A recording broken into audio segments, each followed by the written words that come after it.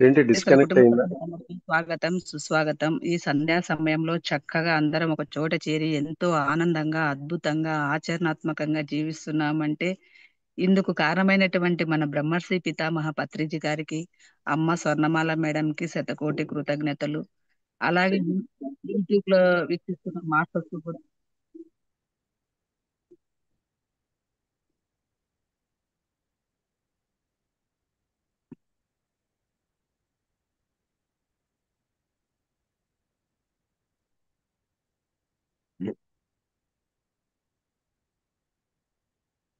1 minute sir, 1 minute sir. Okay.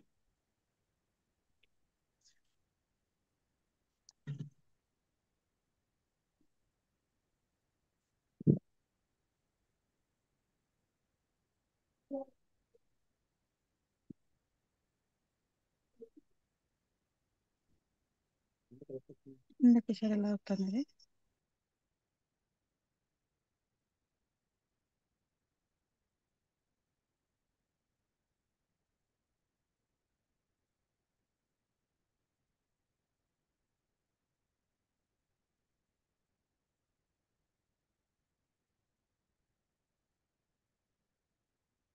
Continue చేయమని మళ్ళీ sir మీరు ఒకసారి మాట్లాడండి.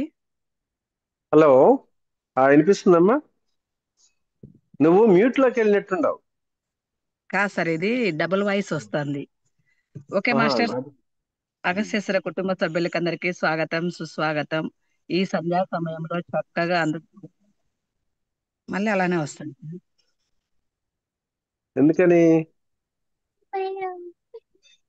అక్క నీ మాకు మాట కరెక్ట్ గానే వాయిస్ వస్తుంది లెక్క, అవుట్పుట్ కరెక్ట్ బాగానే గానే వస్తుంది. వస్తుంది. మీ మీరు వాయిస్ స్టార్ట్ బాగానే చేయండి. వినిపిస్తుందమ్మా. మీ వాయిస్ బాగానే వినిపిస్తుందే.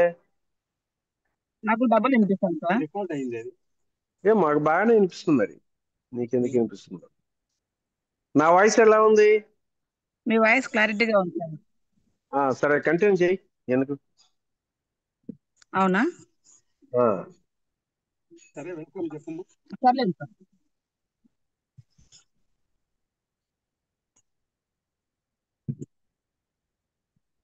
బాగా వినిపిస్తుంది. మేడం రికార్డ్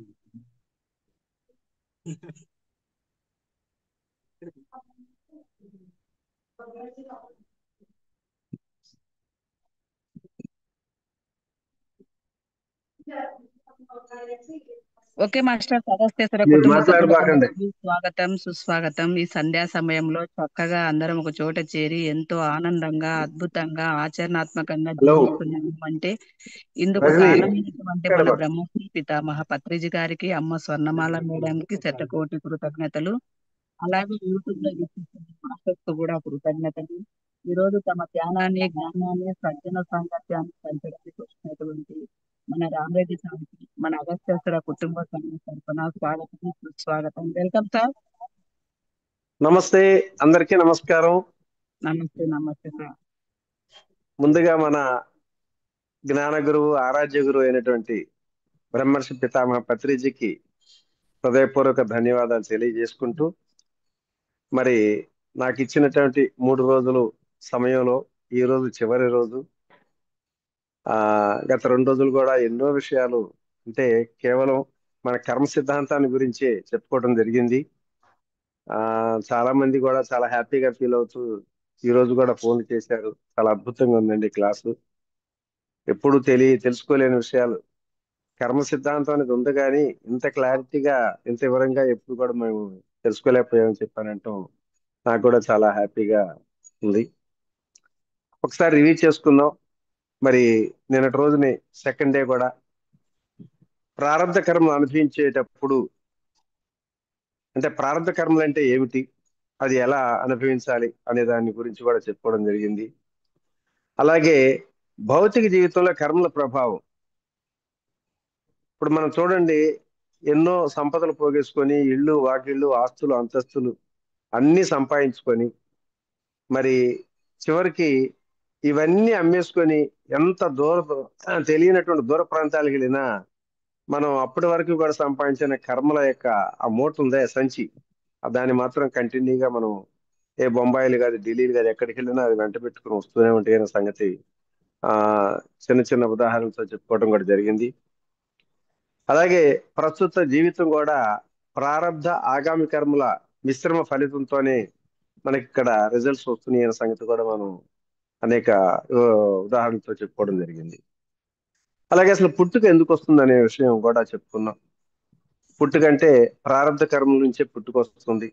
మరి ప్రారంధ కర్మలేమో సంచిత కర్మ నుంచి వస్తుంది, సంచిత కర్మలకేమో ఆగామి కర్మల ద్వారా వస్తాయి. అంటే పుట్టుక లేకుండా ఉండాలంటే ఎలాంటి కర్మలు చేయకుండా ఉండాలి అనేది మనకి ఇక్కడ తెలుస్తుంది. కానీ నిత్య జీవితంలో ఎలాంటి కర్మలు చేయకుండా ఉండటం సాధ్యం కాదు అనే విషయం కూడా చెప్పుకున్నాం.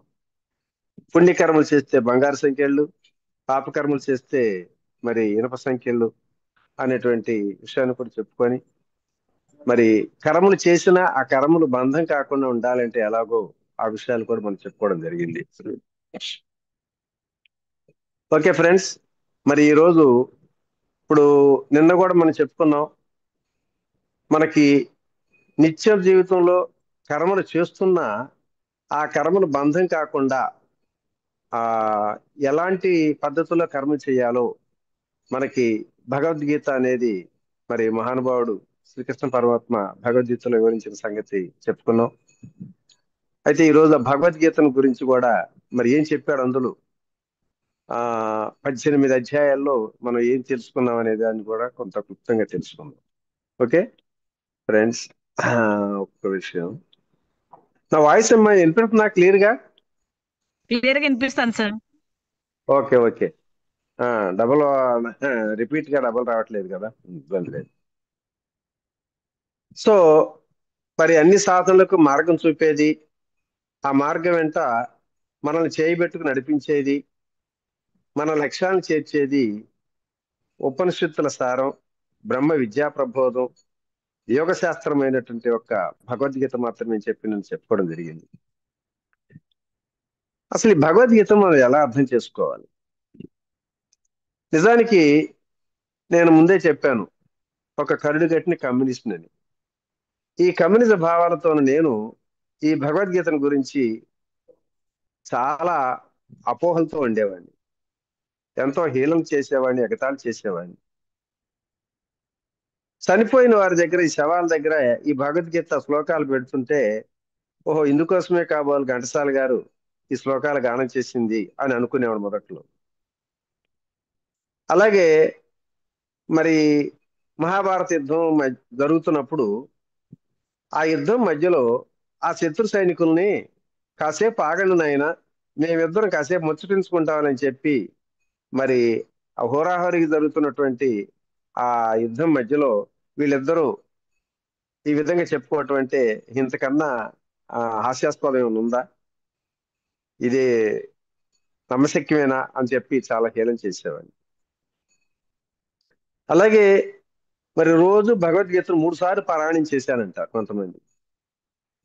ఎక్కడికి వెళ్ళినా సంకల్లో సంచులో పెట్టుకుని తిరుగుతూ ఉంటారు. అంతా మంచి జరుగుతుందేమన్న భావంతో పూజ గదుల్లో భగవద్గీతను పెట్టి పూజించటం, ఇవన్నీ చూస్తుంటే నాలో నాకు ఎంతో నవ్వు వచ్చేది. అలాగే మరి చెప్తూ ఉంటారు, ఇందులో ఏం చెప్పారు భగవద్గీతలో? ఆశారాహిత్యం, నిష్కామ కర్మ, వైరాగ్యం, శరణాగతి, ఈ మాటలన్నీ వింటుంటే అసలు నిత్య జీవితంలో ఇవన్నీ కూడా ఏమాత్రం ఆచరించడానికి పనికిరాని పిచ్చి మాటలు, తొగలక మాటలే, ఇంతకన్నా హాస్యాస్పదం ఉందని చెప్పి అంతగా వ్యతిరేకించేవాడిని. కానీ ఫ్రెండ్స్, మరి ఆధ్యాత్మిక జీవితంలోకి వచ్చిన తర్వాత పత్రిజీ యొక్క ప్రబోధాల ద్వారా ఈ గీత గురించి చాలా విషయాలు తెలుసుకున్నానండి. నాకు ఈ భగవద్గీత గురించి ఒక మొక్కలా చెప్పాలంటే, సమస్త దుఃఖాల నుంచి శాశ్వతంగా విముక్తి పొంది అనంతమైన, అఖండమైన, దుఃఖరహితమైన శాశ్వతానందం పొందటానికి సరి అయిన మార్గం చూపేదే ఈ భగవద్గీత అనే విషయాన్ని నేను క్షుణ్ణంగా తెలుసుకోవడం జరిగిందండి. ఒక మాటలో చెప్పాలంటే, సమస్త మానవాళికి సంసారం అనే మహాసాగరంలో, దుఃఖాల సుడిగుండంలో అలల తాకిడికి తట్టుకోలేని వారికి ఈత నేర్పిన గీతే ఈ భగవద్గీత అని మాత్రం నాకు బాగా అర్థమైపోయింది. ఎందుకంటే మాకు ఈత ఈతకి గీతకి లింక్ చాలా అద్భుతంగా ఉండాల్సి వచ్చింది.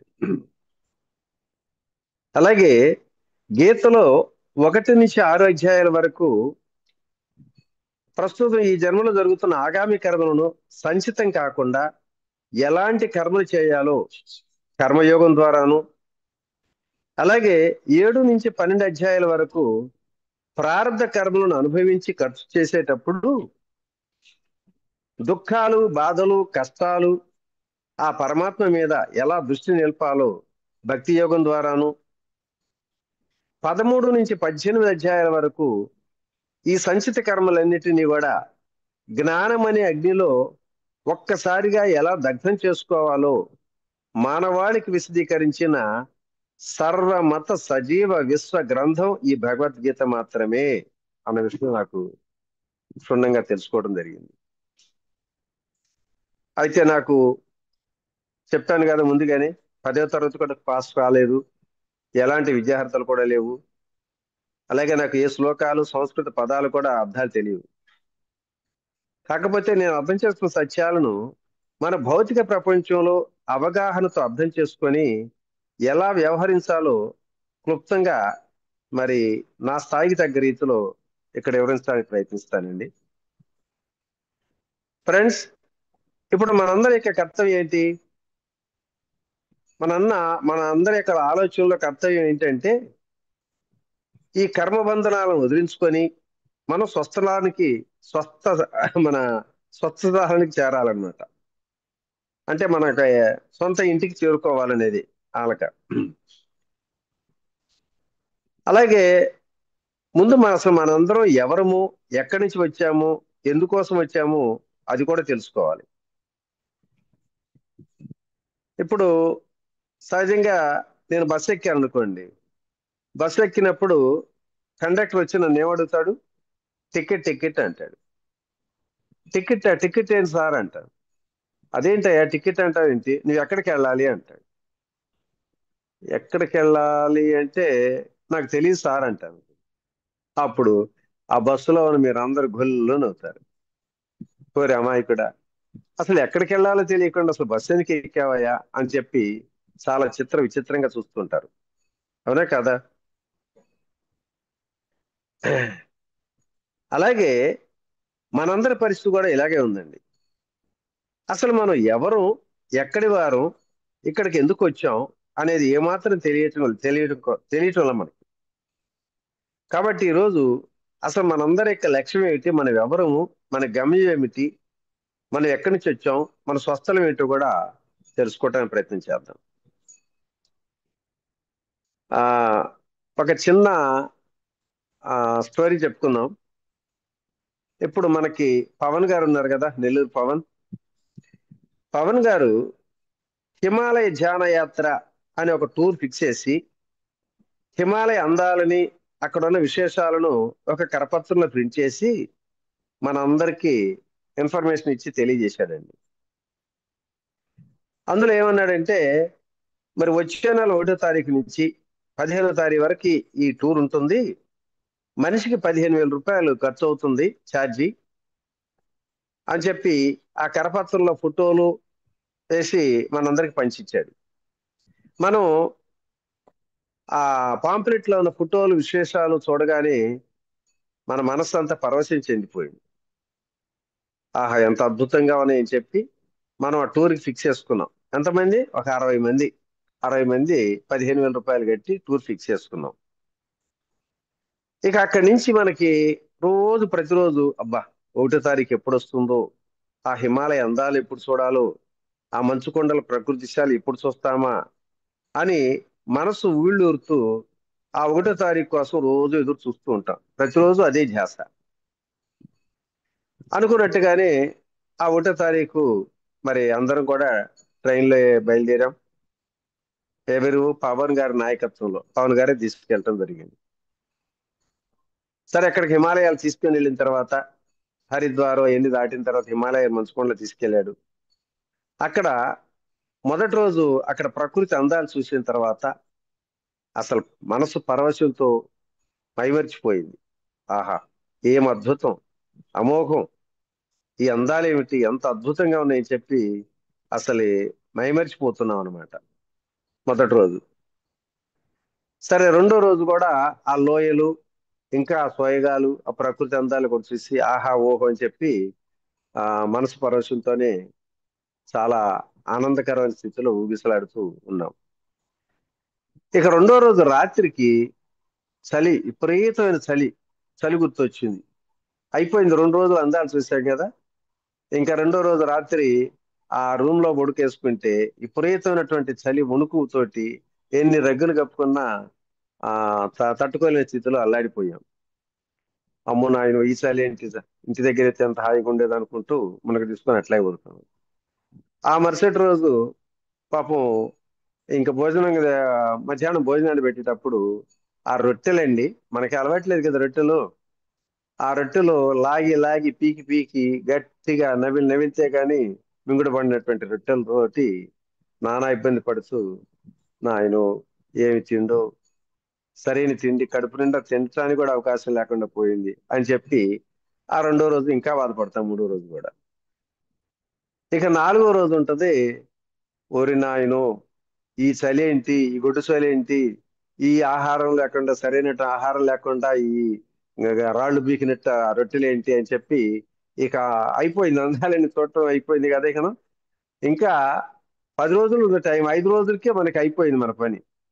అప్పుడు పవన్ని, నాయనా నీ అందాలకో దండం గాని మేము మాత్రం ఈ చల్లే తట్టుకోలేం, మరి ఈ రొట్టెలు పిక్కు తింటాం మా వల్ల కాదు, కాబట్టి మమ్మల్ని ఎంత త్వరగా తీసుకెళ్తే అంత మంచిది, మమ్మల్ని తీసుకెళ్ళండి అని పాపం ఆ పవన్ని ఫోర్స్ చేస్తున్నాం. సరే, ఆయనకి అర్థమైపోయింది. ఇప్పుడు ఎందుకంటే 15 రోజులు టూర్ అన్నాడు, 15,000 కట్టించుకున్నాడు. 5 రోజులకి ఇంటికి తీసుకెళ్ళమంటే నిజంగా ఇంటికి తీసుకెళ్ళాడు అనుకోండి, మిగతా 10,000 రూపాయలు డబ్బులు కట్టమంటారు కదా. ఇప్పుడే వాళ్ళ ఖర్చులు పెట్టేశాం, ఈ ఖర్చులని పెట్టేసి వాళ్ళకి ఇక్కడ కడదాం అని చెప్పి ఈయనేమో చల్లగా జారుకున్నాడు, మనకి చెప్పక పెట్టకుండా చల్లగా జారుకున్నాడు అనమాట. ఇక అప్పుడు ఏం చేస్తాం మనం, ఇక మన బాధలు వర్ణాతీతం. ఇప్పుడు ఇక అందరూ మన లక్ష్యం ఒకటే, ఏం చేసుకోవాలి, మనం ఇంటికి వెళ్ళాలి, మన స్వస్థలానికి ఇంటికి చేరుకోవాలి. ఆ హిమాలయ పర్వతాల్లో ఎటు వెళ్ళాలో, ఏం చేయాలో దారిటో దిక్కుదోసిన స్థితిలో అల్లాడిపోతున్నాం. ఏది ఆహారం లేదు, ఏమీ లేదు, దారి తెలియదు. ఇలా తిరుగుతూ మరి ఆపసోపాలు పడుతున్న సమయంలో అక్కడ ఒక ధ్యాన స్థితిలో తపస్సు చేసుకుంటున్నటువంటి పత్రిజీ లాంటి ఒక మహా సత్పురుషుడు ఒకడు కనిపించాడండి. ఎంతో చూడంగానే అందరం ఆశతో ఆయన దగ్గరికి వెళ్ళి సరే కాసేపు కూర్చున్న తర్వాత కళ్ళు తెరిచాడు. ఎవరినైనా మీరు ఏంటంటే ఇంకా అప్పుడు చెప్పాము మనం, మన కష్టాలన్నీ బాధలు కూడా చెప్పేసి, స్వామి మాకు ఇప్పటి వరకు కూడా దారి తెలియట్లేదు, గమ్యం తెలియట్లేదు, మా స్వస్థలాన్ని చేరుకోవాలి, దారి ఏమైనా చెప్పగలరా అని చెప్పి ప్రాధేయపడ్డాం. సరే, మహానుభావుడు ఏం చేశాడంటే ఆలోచించి, సరేనైనా మరి ఇక్కడి నుంచి ఒక బస్సులు వస్తామంటే ఆ బస్సుల్లో బయలుదేరి మరి పలానా తిన్నగా వెళ్ళిన తర్వాత అక్కడి నుంచి మళ్ళీ వేరే బస్సు మారాలి, ఆ బస్సులో ఎక్కిన తర్వాత అక్కడి నుంచి ఢిల్లీ వెళ్ళాలి, ఢిల్లీ వెళ్ళిన తర్వాత అక్కడ రైల్వే స్టేషన్కి వెళ్ళాలి, ఆ రైల్వే స్టేషన్ లో పలానా ట్రైన్ ఉంటుంది, ఆ ట్రైన్ ఎక్కినప్పుడు మీరు విజయవాడ చేరుకోవచ్చు అని చెప్పి చక్కగా దారి చెప్పాడు. సరే, ఆయన చెప్పిన పద్ధతి ప్రకారంగా మనం ఆ బస్సులు పట్టుకొని ఎక్కుతూ దిగుతూ మార్గ మధ్యలో ప్లేసులు మారుకుంటూ స్టేషన్కి వెళ్ళి ట్రైన్ పట్టుకొని మొత్తం మీద విజయవాడ చేరుకున్నాం.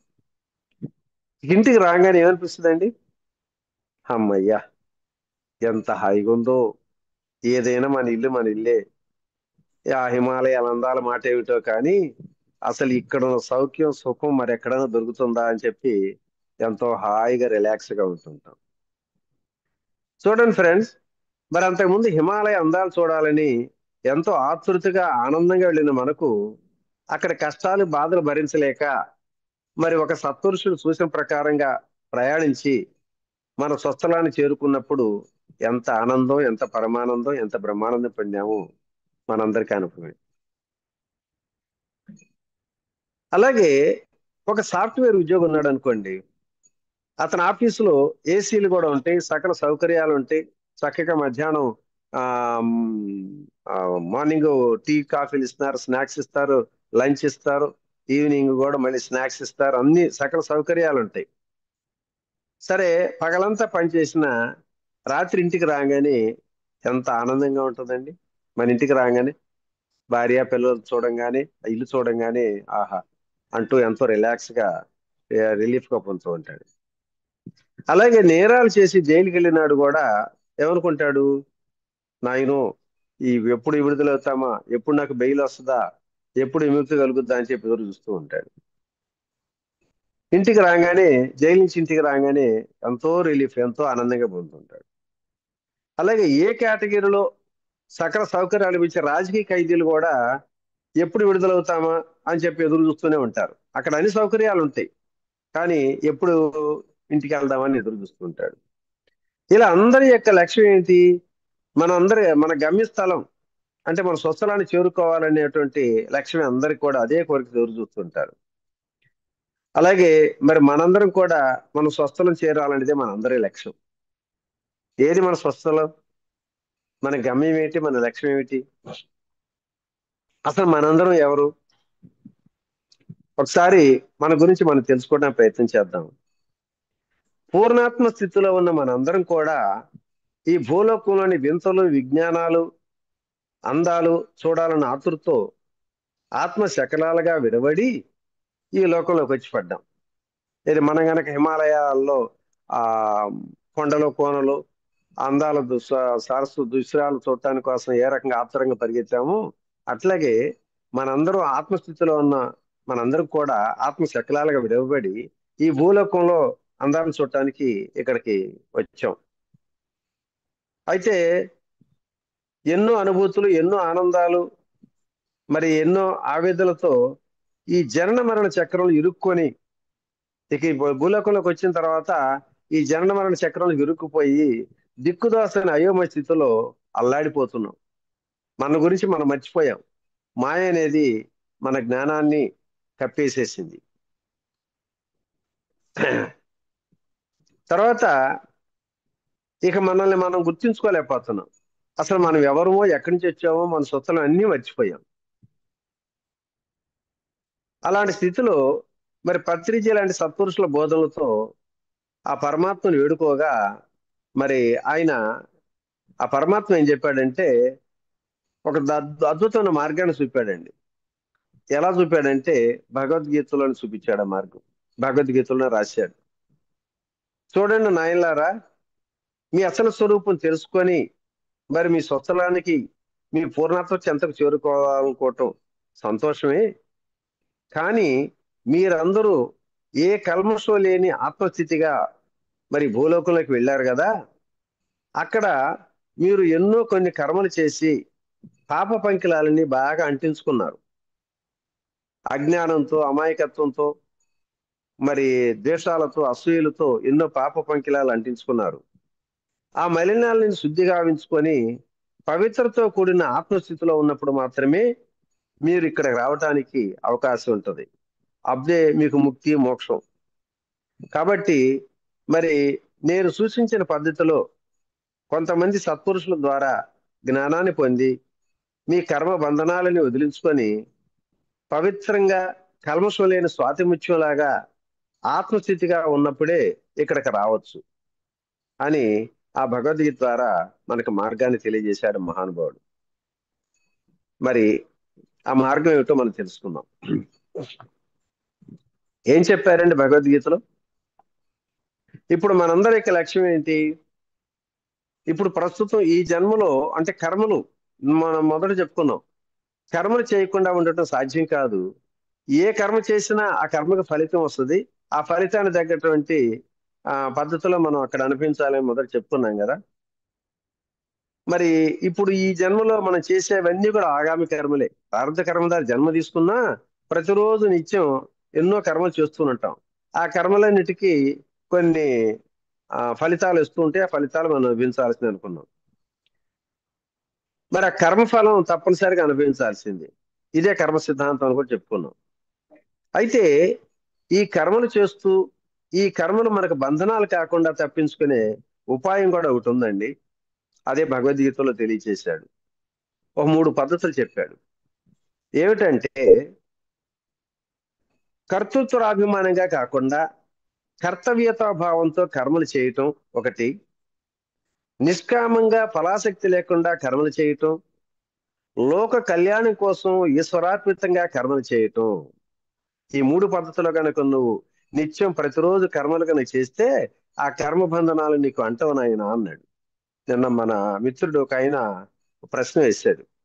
సార్, కర్మ చేయటం వరకే మనకి అధికారం ఉంది, కానీ ఆ కర్మ ఫలితాలు తప్పనిసరిగా మనకి అందుతాయి కదా, దాన్ని వదిలించుకోలేం కదా అన్నట్టుగా అన్నాడు. అది ఎలాగో ఈరోజు చెప్తాను. ముందుగా కర్తృత్వాభిమానం లేకుండా కర్మలు ఎలా చేయాలో చూద్దాం. మరి మొదటి నుంచి చెప్పుకుంటున్నాం మనం, కర్మ ఎవరు చేస్తే ఫలితం వారికే వస్తుందనేది. మనం చేసే కర్మలకు కర్తలు మనం కనుక ఆ కర్మఫలం తప్పనిసరిగా మనకే చెందుతుంది. అయితే ఆ కర్మకు కర్తను నేను కాదు, దీనికి కర్త పరమాత్మే. ఆయన ఏజెంట్గా నేను నా కర్తవ్యాన్ని నిర్వర్తిస్తున్నాను అనే భావనతో గనక కర్మ చేసినప్పుడు ఆ కర్మఫలం ఆ కర్తకే గాని మనం చేసినా మనకు రాదు. ఇది ఎలాగో నిన్న కూడా క్లుప్తంగా చెప్పుకున్నాం, మళ్ళీ చెప్పుదాం. ఇప్పుడు రాము సోము అనేవాడు ఇద్దరు ఉన్నారు కదా. మరి రాము ప్రతి విషయంలో కూడా నాకు అడ్డుగా ఉంటున్నాడు, వ్యాపారంలో కానీ ఇతరత్ర అన్ని విషయాల్లో నాకు అడ్డుగా ఉంటున్నాడు అని చెప్పి అతని మీద దేశం పెంచుకొని వాడిని లేపేస్తేనే మనకు అన్ని అడ్డుదొలుగుతాయనే ఒక దేశభావంతోని అసూయని పగని పెంచుకొని సోమి ఏం చేశాడంటే ఒకరోజు ఒంటరిగా ఉన్నటువంటి రాముని మర్డర్ చేసేసాడు, హత్య చేశాడు. అయితే ఇది సంచితం చేయాలనుకున్నాడు, కానీ వాడి దురదృష్టం కొద్దీ ఆ విషయం మొత్తం మీద పోలీసులు విచారణ చేసినప్పుడు వీడు సోము చేశాడని చెప్పి నిర్ధారణ అయింది. సరే, తీసుకొచ్చి కోర్టుకు ప్రవేశపెట్టారు. మరి జడ్జి గారు ఆ కేసు పూర్వాపరాలన్నీ విచారించి ఒక మనిషిని నిర్దాక్షిణ్యంగా క్రూరంగా చంపావు కాబట్టి నీకు ఉరిశిక్ష విధిస్తున్నాను అన్నాడు.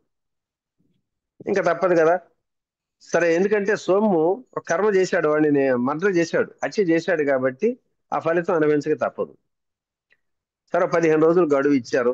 ఆ 15 రోజుల గడువు తర్వాత సోముకి మరణశిక్ష అమలు పరిచే సమయం వచ్చింది. ఆ రోజు ఏం చేశారంటే ఆ సోముని కళ్ళకు గంతలు కట్టి మెడకు ఉరితాడు బిగించి తలారి ఉంటాడు కదా, ఆ తలారి శిక్షను అమలుపరిచేశాడు. మెడకి కట్టేసి ఏదో మిషన్ పెట్టి లాగుతాడు కదా, లాగినప్పుడు ఆ ఉరితాడు మెడకి బిగుసుకుంటది, చనిపోతాడు. సోము వెంటనే మరణించాడు. చూడండి ఫ్రెండ్స్, ఇప్పుడు ఇక్కడ సోముకి అసలు శిక్ష ఎందుకు పడిందండి? రాముని చంపాడు కాబట్టి. బ్రతుకున్న రాముని మరి అకారణంగా వాడిని చంపాడు కాబట్టి సోముకి ఉరిశిక్ష వేశారు. మరి సోము కూడా బ్రతుకున్న వ్యక్తే కదా, ప్రాణం ఉన్న వ్యక్తే కదా. మరి సోముని ఎవరు చంపింది? తలారి. వాడేమో ఎక్కడో ఎవరూ లేని చూడనటువంటి ఒక రహస్య ప్రదేశం చంపినా ఇక్కడ అందరూ చూస్తున్నటువంటి బహిరంగ ప్రదేశంలోనే ఆ తలారి సోముకి మెడకు ఉరితాడేసి మరి అమలు జరిపాడు శిక్షని. మరి మనం మొదట చెప్పుకున్నప్పుడు కర్మ సిద్ధాంతం, ఎవడు చేసే కర్మ వాడు ఖచ్చితంగా అనుభవించాలనుకున్నాం కదా. ఇప్పుడు మరి లెక్క ప్రకారం ఇతను కూడా కర్మ సిద్ధాంతం ప్రకారం ఈ తలారికి కూడా శిక్ష పడాలి కదా. అలాగే మరి ఈ చావుకు పరోక్షంగా జడ్జి గారు కాబట్టి జడ్జి గారికి కూడా శిక్ష పడాలి కదా. పడుతుందంటారా? ఎలాంటి పరిస్థితుల్లో కూడా పడదు. కారణం ఏంటి? వారిద్దరు ఏమంటున్నారు? తలారి ఏమంటాడు, అయ్యా నేను నా నా విద్యుత్ ధర్మాన్ని, నా డ్యూటీ నేను చేశాను, జడ్జి గారు ఉదయమన్నారు కాబట్టి నాకేం సంబంధం లేదు, ఆయన ఇచ్చినటువంటి సూచన ప్రకారం నా డ్యూటీ నేను చేశాను అంటాడు. మరి జడ్జి గారిని అడిగితే జడ్జి గారు కూడా నాకేం సంబంధం, నా ధర్మాన్ని నేను పాటించాను, అక్కడ రాజ్యాంగంలో ఉన్నటువంటి హక్కుల ద్వారా ఎవరు ఏ పని చేస్తే వాడికి శిక్ష వేయాలన్నారు కాబట్టి దాని ప్రకారం నేను రాజ్యాంగాన్ని అమలు పరిచాను తప్పితే నాకేం సంబంధం లేని జడ్జి గారు అంటాడు. మరి వాళ్ళకి శిక్ష పడదు కదా. ఇక్కడ ఒక కోణంలో చూసుకుంటేనేమో ఎవడు చేస్తే కర్మ వాడు అనుభవించాల్సిందే అంటున్నారు. ఇక్కడ కర్మ చేశారు, కర్మ చేసినా వాళ్ళకి కర్మ అంటటల్లా. ఎందుకంటే ఇప్పుడు సోము అనేవాడు ఏం చేశాడు? కర్తృత్వ భావంతో హత్య చేశాడండి. ఒక పగ, ద్వేషం, అసూయలతో హత్య చేశాడు. కానీ వీళ్ళిద్దరు ఏంది? చట్టాన్ని అనుసరించి తమ కర్తవ్యాన్ని పాటించారు. కర్తవ్యత భావంతో పనిచేశారు. కానీ అక్కడ కోపం, ద్వేషం, అసూయలతోటి చేసిన పని ఒకటైనా అక్కడ ఏమి వాళ్ళ మీద ద్వేషంతో చేయలే. కాబట్టి ఎప్పుడైనా సరే ఇక్కడ మన విషయాన్ని గమనించాలి. కర్మను బాహ్యపరంగా చూసి ఇది మంచిదా చెడ్డదా నిర్ణయించకూడదండి. అంటే మన కళ్ళ ముందు జరిగినటువంటి సంఘటన చూసి ఇది మంచి చెడు అని చెప్పి నిర్ణయిస్తూ ఉంటాడు కర్మని. కానీ కర్మ ఉద్దేశాన్ని బట్టే మంచి చెడులు నిర్ణయించాలి. అసలు ఆ కర్మ ఏ ఉద్దేశంతో చేశాడు, ఎందుకు చేశాడు అనే ఆ వెనుక ఆ కర్మ యొక్క ఉద్దేశ భావాన్ని మనం గమనించాలి. కానీ ప్రత్యక్షంగా వాడు చేసినటువంటి ఆ కర్మను మనం చూస్తే అక్కడ అర్థం కాదు. ఆ ఉదాహరణకి ఒకరోజు ఒక చిన్న పాప ఒంటరిగా తల్లిదండ్రుల నుంచి తప్పిపోయింది. ఆ ఒక మధ్యలో ఒక దిబ్బ మీద, కొండ మీద ఉంది, ఏడుస్తుంది. తల్లిదండ్రుల నుంచి తప్పిపోయింది అనమాట. ఏడుస్తూ ఉంది. అప్పుడు దొంగ చూశాడు. ఒంటరిగా ఉన్నటువంటి పాపను చూశాడు దొంగ. చుట్టూ చూస్తే ఎవరూ లేరు. సరే దగ్గరికి వెళ్ళి చూస్తే ఆ పాప చేతికి ఒక డైమండ్ వేలు రింగు బాగా తలతల మెరుస్తూ ఉంది. ఇంకా వాడికి ఒక, ఎందుకంటే దొంగ కదా, వాడికి చూసుకున్నాడు, చుట్టూ చూశాడు, ఎవరూ లేరు. సరే అది లాగేసేద్దామనే ఉద్దేశంతో అది లాగటానికి ప్రయత్నం చేస్తుంటే అది గట్టిగా బీసుకొని ఉంది. అంటే ఏళ్ళ నుంచి రావట్లే రింగు. ఎంతసేపు లాగినా అది రావట్లేదు. అప్పుడు ఆడేం చేశాడంటే, ఎందుకంటే వాడికి పాప భీతి అనేది లేదు కదా, వెంటనే వాడి దగ్గర కత్తి ఉంది. ఆ కత్తి ఉంటే ఆ ఏలుని కటిక్కిన కత్తి ద్వారా కోసేసి అప్పుడు ఆ రింగుని తీసేసుకొని ఆ పిల్లని అక్కడే వదిలేసి వీడు పారిపోయాడు. పిల్ల బాబు నాకు పోని ఏడుస్తూనే ఉంది. సో అక్కడ ఒక సంఘటన అలా జరిగింది కదా.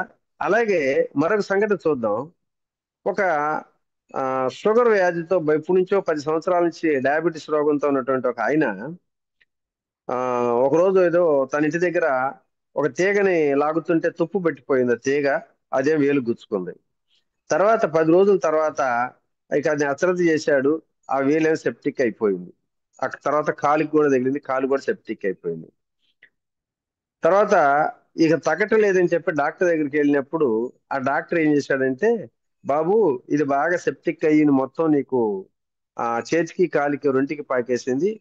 ఈ రకంగా వదిలేస్తే నీ శరీరం మొత్తం కూడా అల్లుకుంటుంది. కాబట్టి ఈ కాలు తీసేయాలి, ఈ చేతి వేలు తీసేయాలి అన్నాడు. ఏం చేస్తాడు పాపం?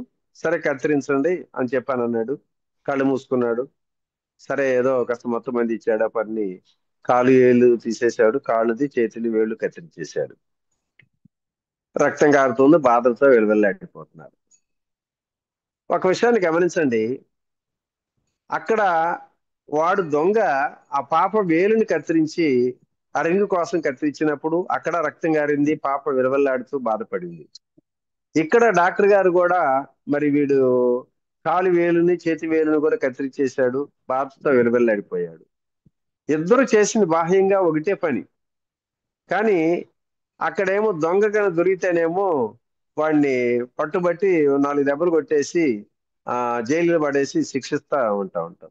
ఇక్కడ డాక్టర్ గారికి ఏం చేస్తాడు? అదే పని చేసిన డాక్టర్ గారికి ఫీజు ఇచ్చి ఎదురిచ్చి నమస్కారం అండి, నమస్కారం అని చెప్పి దండాలు పెట్టేస్తూ ఉంటాం. చేసిన పని ఇద్దరు ఒకటే బాహ్యంగా, కానీ అంతర్లీనంగా ఆ ఏ భావంతో చేశారనే దాని మీద అక్కడ ఆ కర్మ అక్కడ ఇదవుతుంది అనేది మనం తెలుసుకోవాలి. కాబట్టి కనుక కర్మ ఎలాంటిదైనా దాని స్వభావాన్ని పరిగణలోకి తీసుకోవాలి తప్పితే బాహ్యంగా చేసిన పనిని బట్టి మనం అర్థం చేసుకోకూడదు. ఈ ప్రకారంగా మరి ఏ కర్మలు చేస్తున్నా ఏ ప్రయోజనాన్ని ఆశించకుండా, కర్మఫలంపై ఆసక్తి లేకుండా, అసలు నేను చేస్తున్నాను ఇది అన్న కర్తృత్వ భావం లేకుండా, ఇది నా కర్తవ్యం, నా బాధ్యత అన్న భావనతో గనక నిర్లిప్తంగా, సాక్షిభూతంగా ఆ కర్మలు కనుక చేస్తే ఆ కర్మ ఫలాలు బంధాలు కావు.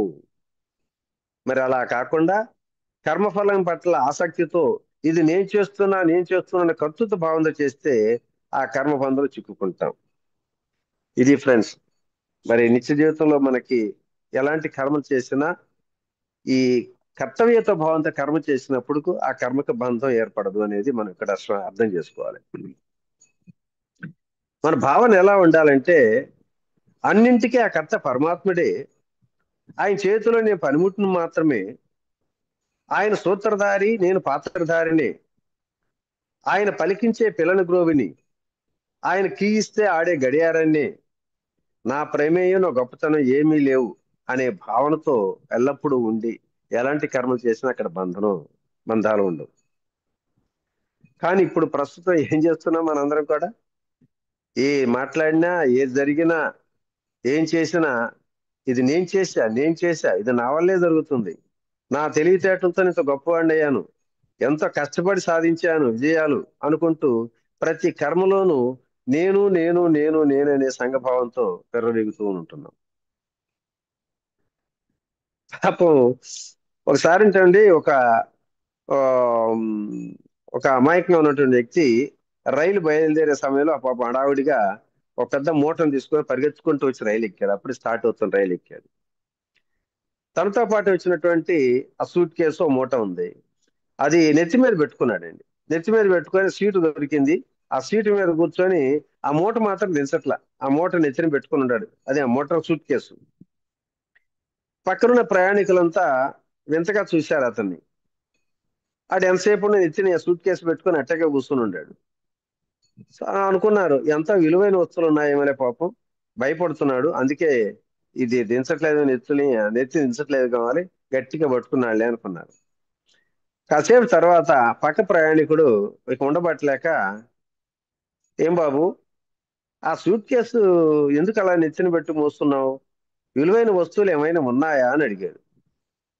అందుకు ఆ బుద్ధిమంతుడు ఏమంటాడు తెలుసా, అబ్బేబే అదేం లేదండి, ఈ రైలు మనందరిని మోస్తుంది కదా, మరి ఇంకా బరువును కూడా మోయమనటం భావ్యమే చెప్పండి అంటూ, అందుకే ఈ రైలు మీద బరువు వేయకుండా నా నెత్తినే బరువు వేసుకున్నాను అని తెలివిగా సమాధానం చెప్పాడండి. తనను తన సూట్ కేసుని రైలే మోస్తుందన్న ఇంగిత జ్ఞానం కూడా లేదు అతనికి. కాబట్టి మనందరి తెలివి కూడా ఇలానే ఉందండి. మరి మనం సాధించే విషయాలన్నింటికీ ఆ పరమాత్మ కర్త, నేను సాధనాన్ని మాత్రమే అన్న భావనతో కర్తృత్వాన్ని వదిలి కర్తవ్యంగా భావించి ఎలాంటి కర్మలు చేసినా వాటికి ఆ కర్మఫలం మనకు చెందదన్న సత్యాన్ని నిరంతరం మన ఎరుకులో ఉండాలి. ఫలాసక్తి లేకుండా కర్మలు చేయాలి. ఇదే భగవానుడు భగవద్గీతలో చెప్పిన సత్యం. ఫలాసక్తి లేకుండా కర్మలు చేయండి అన్నాడు. నిజానికి మనందరికి మింగుడు పడని మాట ఇదేనండి. నేను అసలు ఈ మాటను బాగా వ్యతిరేకించేవాడిని. చూడండి, ఈ లోకంలో ఎవరు ఏ పని చేసినా ఫలితం కోరుకొని చేస్తుంటాం కదండి. ఏ ఫలితం రాదంటే అసలు ఏమైనా పని చేస్తామా, ప్రయత్నం చేస్తామా? ఎందుకండి ఆ ప్రయత్నం లేనప్పుడు అనవసరం చేయటం ఎందుకని అంటాం. మరి ఫలితం రాదని తెలిసి కూడా పని చేస్తుంటే ఎంతకన్నా మూర్ఖుడు ఎవడు ఉండరేమో అనుకుంటూ ఉంటాం. అలాగని ఫలితం మీద ఆసక్తి పనులు చేశామనుకోండి, మరి ఇందాక చెప్పుకున్నట్టు ఆ ఫలితం మనకి బంధమే అవుతుంది.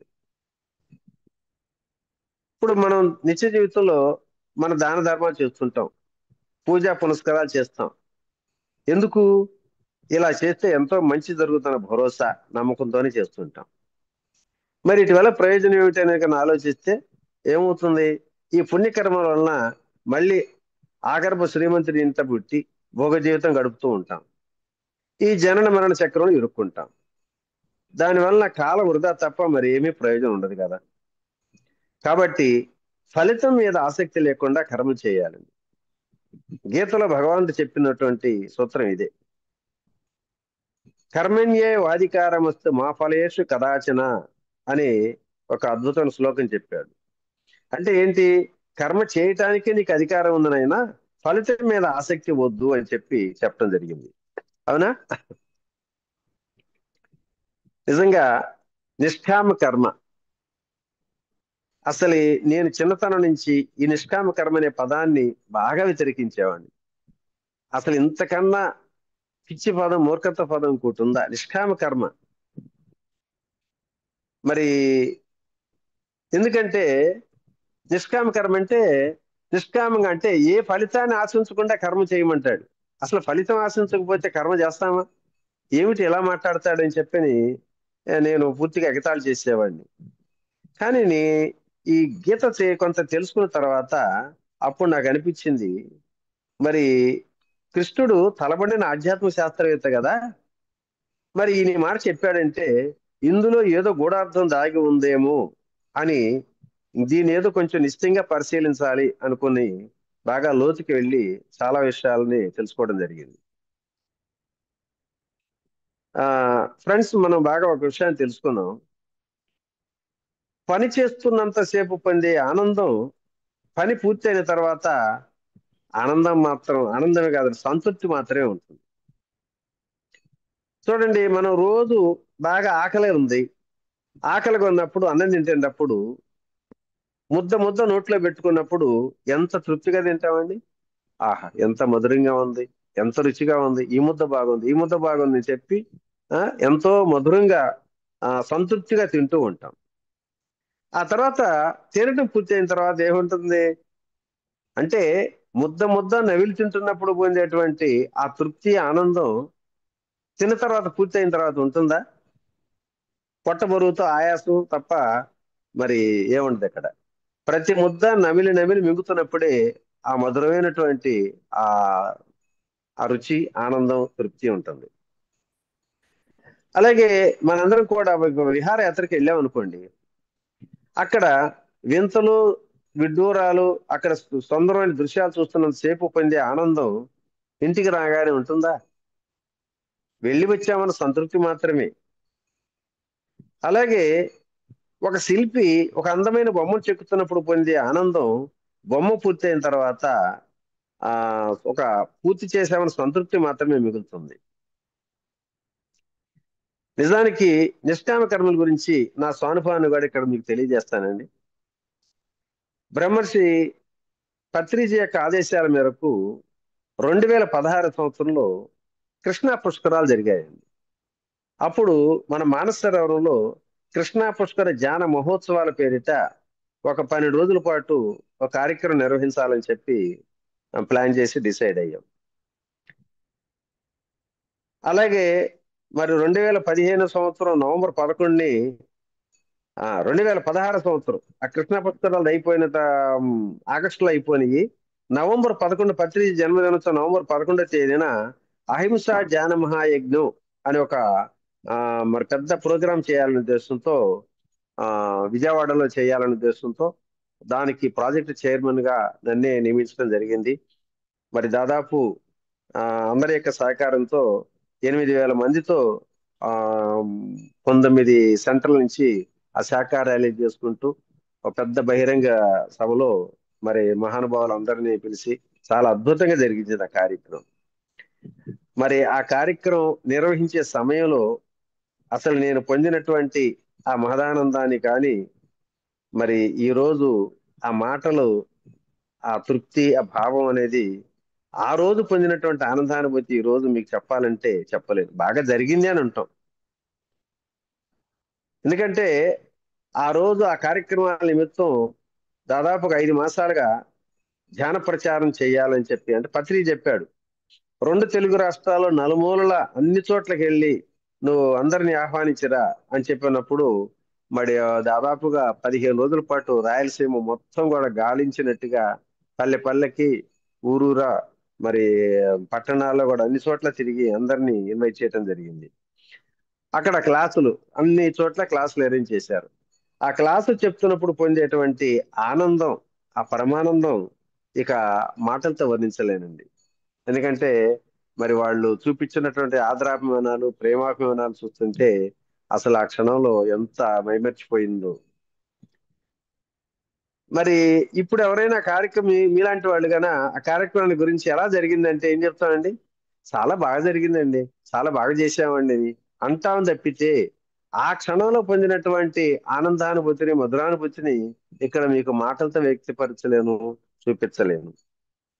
కాబట్టి ఫ్రెండ్స్, దీనిని బట్టి మనకి ఏమవుతుందంటే ఏ పనైనా సరే మనం చేస్తున్నప్పుడు పొందే ఆనందానుభూతి ఆనందాలే వేరు. పూర్తయిన తర్వాత సంతృప్తే ఉంటుంది. అలాగే ఏదైనా వ్యాపార పరంగా మన కార్యక్రమాలు తలపెట్టినప్పుడు మనసులో అనేక సందేహాలు భయాలు ఉంటాయి. ఏమిటో ఇంత కష్టపడుతున్నాం, ఇంత పెట్టుబడి పెడుతున్నాం, ఎంత శ్రమిస్తున్నాం, ఎంత ఖర్చు చేస్తున్నాం, మరి దీని తగ్గ ఫలితం వస్తుందో రాదో అన్న అపనమ్మకం ప్రతి క్షణం వెంటాడుతూనే ఉంటుంది. ఎంతో భయంగా ఆ కర్మలు భయంగానే అలానే వదిలేయలేడు.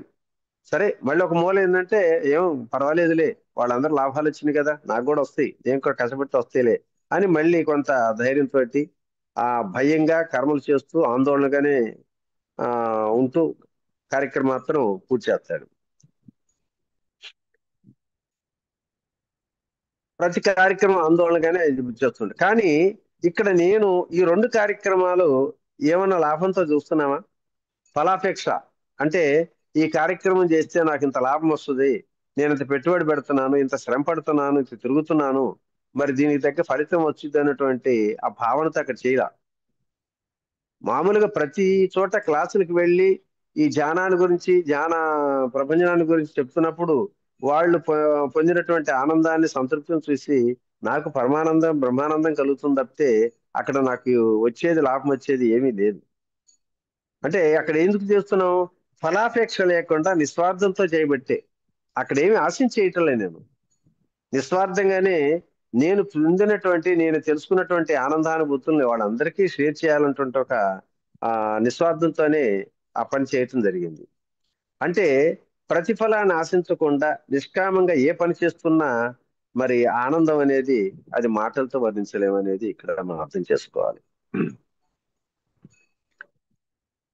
చాలాసార్లు మొట్టమొదటి నేను ధ్యాన జీవితంలోకి వచ్చిన తర్వాత ఈ పత్రిజీ ఎక్కడ క్లాసులకి వస్తున్నాడంటే అక్కడికి ఆ పనులన్నీ మానుకొని వాళ్ళు డబ్బు ఖర్చు పెట్టుకొని వెళుతూ ఉంటారు.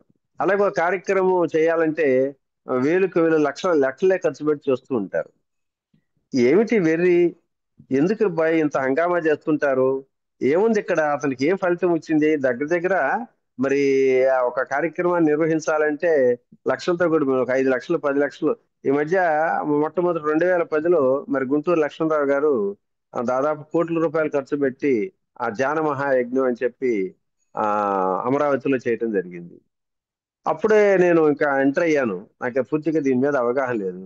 ఏమిటి పిచ్చి వెర్రి, ఇన్ని కోట్ల రూపాయలు ఖర్చు పెట్టి చేస్తే ఏమొచ్చింది ఆయనకి, ఎందుకంట ఇట్లా చేస్తున్నాడు అని చెప్పి ఏముంది దీంట్లో లాభం అని అనుకునేవాడిని నేను. అలాగే మరి ధ్యానం క్లాసుల పేరిట ఎంతమంది సీనియర్ మాస్టర్లు సొంత పనులు కూడా మానుకొని ఏమి పైసా ఆశించకుండా మరి తనే ఛార్జీలు పెట్టుకొని ఊరూరా తిరుగుతుంటే అసలు ఏమైనా పిచ్చి పట్టిందా, ఏ ఫలితం లేకుండా ఎందుకు తిరుగుతున్నారా అనుకునేవాడిని. కానీ ఆ నిష్కామంగా చేసేటువంటి ఆ కర్మకి ఎంతటి మహదానందం ఉంటుందో నేను నా ప్రాక్టికల్ ఎక్స్పీరియన్స్ ఒకటి చెప్తానండి. ఒకసారి మరి ధ్యాన ప్రచారం అక్కడ కందుకూరులో క్లాస్ ఉందరమ్మని మేము చెప్పి నేను వెళ్తాం జరిగింది. నా కందుకూరులో క్లాస్ అయిపోయి రాబోతున్నప్పుడు చీరాల శ్రీనివాసరావు మాస్టర్ గారని నేను అక్కడ కందుకూరు వచ్చిన సంగతి తెలిసి ఫోన్ చేసి, సార్ మీరు నైట్ ఇక్కడ చీరాల లాగండి, రేపు మార్నింగ్ ఇక్కడ క్లాస్ చెప్పింది కానీ అన్నాడు. సరే ఎటు అందువే వెళ్ళేటట్టే కదా అని చెప్పి నేను నైట్ చీరాల అయిపోయాను. మార్నింగ్ ఉదయం 7 గంటలకు వచ్చాడండి శ్రీనివాస్ గారు. సార్ త్వరగా రెడీ అవ్వండి క్లాస్ ఉందన్నాడు. ఇదేంటి అయ్య బాబు ఉదయం 7 గంటల క్లాస్ ఏంటన్నా? లేదండి ముందు మీరు రెడీ అవ్వండి అన్నాడు. వెంటనే నేను ఫ్రెష్ అయ్యి స్నానం చేసి అయిన తర్వాత ఇంకా బ్రేక్ఫాస్ట్ కూడా చేయలేదు. వెంటనే ఒక కమ్యూనిటీ హాల్ దగ్గర తీసుకెళ్ళాడు. అక్కడ వాకింగ్ చేస్తుంటారంటే కమ్యూనిటీ హాల్ దగ్గర వాకింగ్ చేసే వాళ్ళందరూ కూడా హాల్లో అప్పటికి దాదాపు 150 మంది కూర్చొని ఉండాలి. సో అక్కడ ఇక క్లాస్ చెప్పడం జరిగింది. ఆ తర్వాత 10 గంటలకి బ్రేక్ఫాస్ట్ చేయడం జరిగింది. అక్కడి నుంచి మొదలుకోనండి మళ్ళీ బ్రేక్ఫాస్ట్ చేసిన తర్వాత ఇంకో చోట క్లాస్కి, ఆ క్లాస్ అయిన తర్వాత మళ్ళీ ఇంకో చోట క్లాస్కి, ఆ విధంగా 5 క్లాసులు నా జీవితంలో మర్చిపోలేనటువంటి ఒక మధురమైనటువంటి అనుభూతి. ఆ సంఘటన అనేది ఎప్పుడు మర్చిపోలేనండి. 5 క్లాసులు చెప్పించాడు. 5 క్లాసులు చెప్పించి ఇంకా 8 గంటల తర్వాత అంటే దాదాపు 8 గంటల పాటు క్లాసులు చెప్పడం జరిగిపోయింది. ఇంకా స్టేషన్కి తీసుకొచ్చారు రాత్రి 8 గంటలకి. సరే ట్రైన్ ఒక హాఫ్ అన్ అవర్ లేట్ ఉందిలే అని చెప్పాను. అంటే సార్ మీరు వెళ్ళండి, ఇప్పటికే చాలా టైం అయింది కదా అని చెప్పి వాళ్ళు పంపించడం జరిగింది. నిజంగా మరి నేను నమ్మిన ఆ పిరమిడ్ సాక్షిగా చెప్తున్నానండి, ఆ రోజు పొందినటువంటి మహదానందం అసలు ఇప్పటికీ మర్చిపోలేనండి. ఎందుకంటే 5 గంటల సేపు ఆ 5 క్లాసుల్లో దాదాపు 8 గంటల సేపు మాట్లాడి మాట్లాడి మాట్లాడి ఆ, ఎంతో అలసిపోవాల్సి కళ్ళు మూతలు పడాల్సిన సమయంలో ఒక 1000 వాట్స్ బల్బు వెలిగినంత ఆనందం ఆ ఉవ్వెత్తున లోపల అనంత తరంగాల ఉవ్వెత్తున లెగుస్తుంటే చాలా ఆశ్చర్యం వేసింది నాకు. ఎందుకంటే గతంలో నేను ఒక ఎల్ఐసి ఏజెంట్ గా ఉండి ప్రొద్దున బయలుదేరి సాయంత్రం దాకా ఆ క్లాసులు టూర్ తిరిగి వచ్చిన తర్వాత సాయంత్రానికి ఒక టైంలో ఒక్కడ పాలసీ చేయడం, ఒక 4 5 దగ్గర గంటల తరబడి కూర్చొని చెప్పి చెప్పి చెప్పి సాలొస్తే గానీ తర్వాత చూద్దాం తర్వాత చూద్దాం అని పంపించేవాళ్ళు. ఇంటికి రాగానే చిరాకు, అసహనం, కోపం, దరిద్రం జావా, ఒక్కడన్నా పాలసీ చేయలేదు, కనీసం ప్రీమియం కూడా కట్టలేదు, పెట్రోల్ దండగా, పెట్రోల్ ఇవాళ చూడు ఎంత పెట్రోల్ పోసుకొచ్చావు, పెట్రోల్ ఖర్చులు కూడా రాలేదు అని చెప్పి అంత అసహనంగా ఉండేవాడిని. మరి ఇక్కడ దాదాపు నా ఖర్చులతో నేనే పెట్టుకుపోయి 2 రోజుల పాటు మరి ఇల్లు వాకిళ్ళు వదిలిపెట్టేసి అక్కడ తిరిగి వచ్చి గంటలు గంటలు వాగి వాగి వాగి వాగి స్టేషన్కి వచ్చి చూస్తే ఈ ఆనంద తరంగాల శక్తి ఇంకా ఉవ్వెత్తున లేచి ఈ రకంగా జరుగుతుంది, ఏమిటి దానికి దీనికి వ్యత్యాసం అని చెప్పి ఆలోచించినప్పుడు అప్పుడు నాకు ఒక సత్యం అర్థమైందండి. ఏంటంటే ఆ రోజు నేను 5 క్లాసుల్లో దాదాపుగా 800 మందికి మరి ధ్యానాన్ని గురించి కానీ జ్ఞానాన్ని గురించి కానీ చెప్పడం జరిగింది కదా.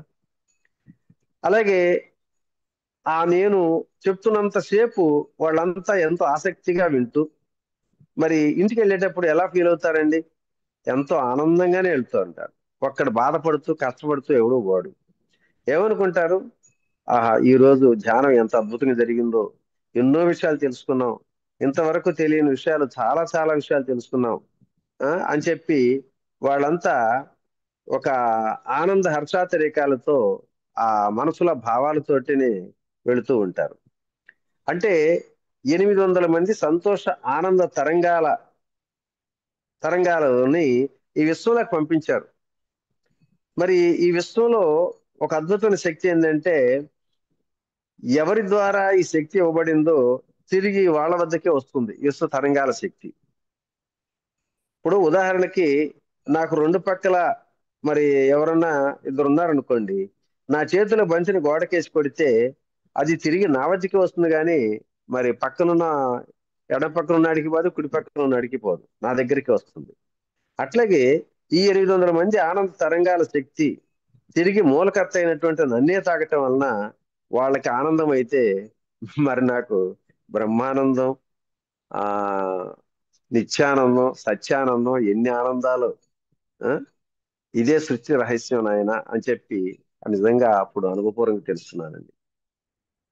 అప్పుడు తెలిసింది నాయన ఈ పిరమిడ్ మాస్టర్లు ఎంత స్వార్థపరులు, అందుకే మరి ఇళ్ళు వాకిళ్ళు మరి బాధ్యతలు అన్నేసి ధ్యాన ప్రచారంటూ ఊరూరా వాడవాడలో తిరుగుతున్నారు అని చెప్పి అప్పుడు నేను ఆ సత్యం తెలుసుకున్న తర్వాత ఇక ఇన్సూరెన్స్ ఇప్పుడు నాకు దాదాపు సంవత్సరానికి ఆ టైంలో నేను ఆ ఓ మాటలో గర్వంగా చెప్పుకోవాలంటే నాకు ఎల్ఐసి కమిషనే 10 లక్షల రూపాయలు వస్తుందండి సంవత్సరానికి, అంత ఎక్కువ పాలసీ చేయించేవాడిని. సో కాబట్టి ఆ అలాంటి ఆదాయం వచ్చేటువంటి ఆ ఎల్ఐసి ఏజెంట్స్ ని మానేసి ఒక సంచి భుజాన్ని తగిలించుకొని ధ్యాన ప్రచారం అంటూ ఎవడు పిలుస్తాడా ఎక్కడికి వెళ్ళాలంటూ ఊరూరా వాడవాడల పిచ్చి బట్టి నడు తిరుగుతున్న ఒక తిక్క రామిరెడ్డి అంటే నేనేనండి.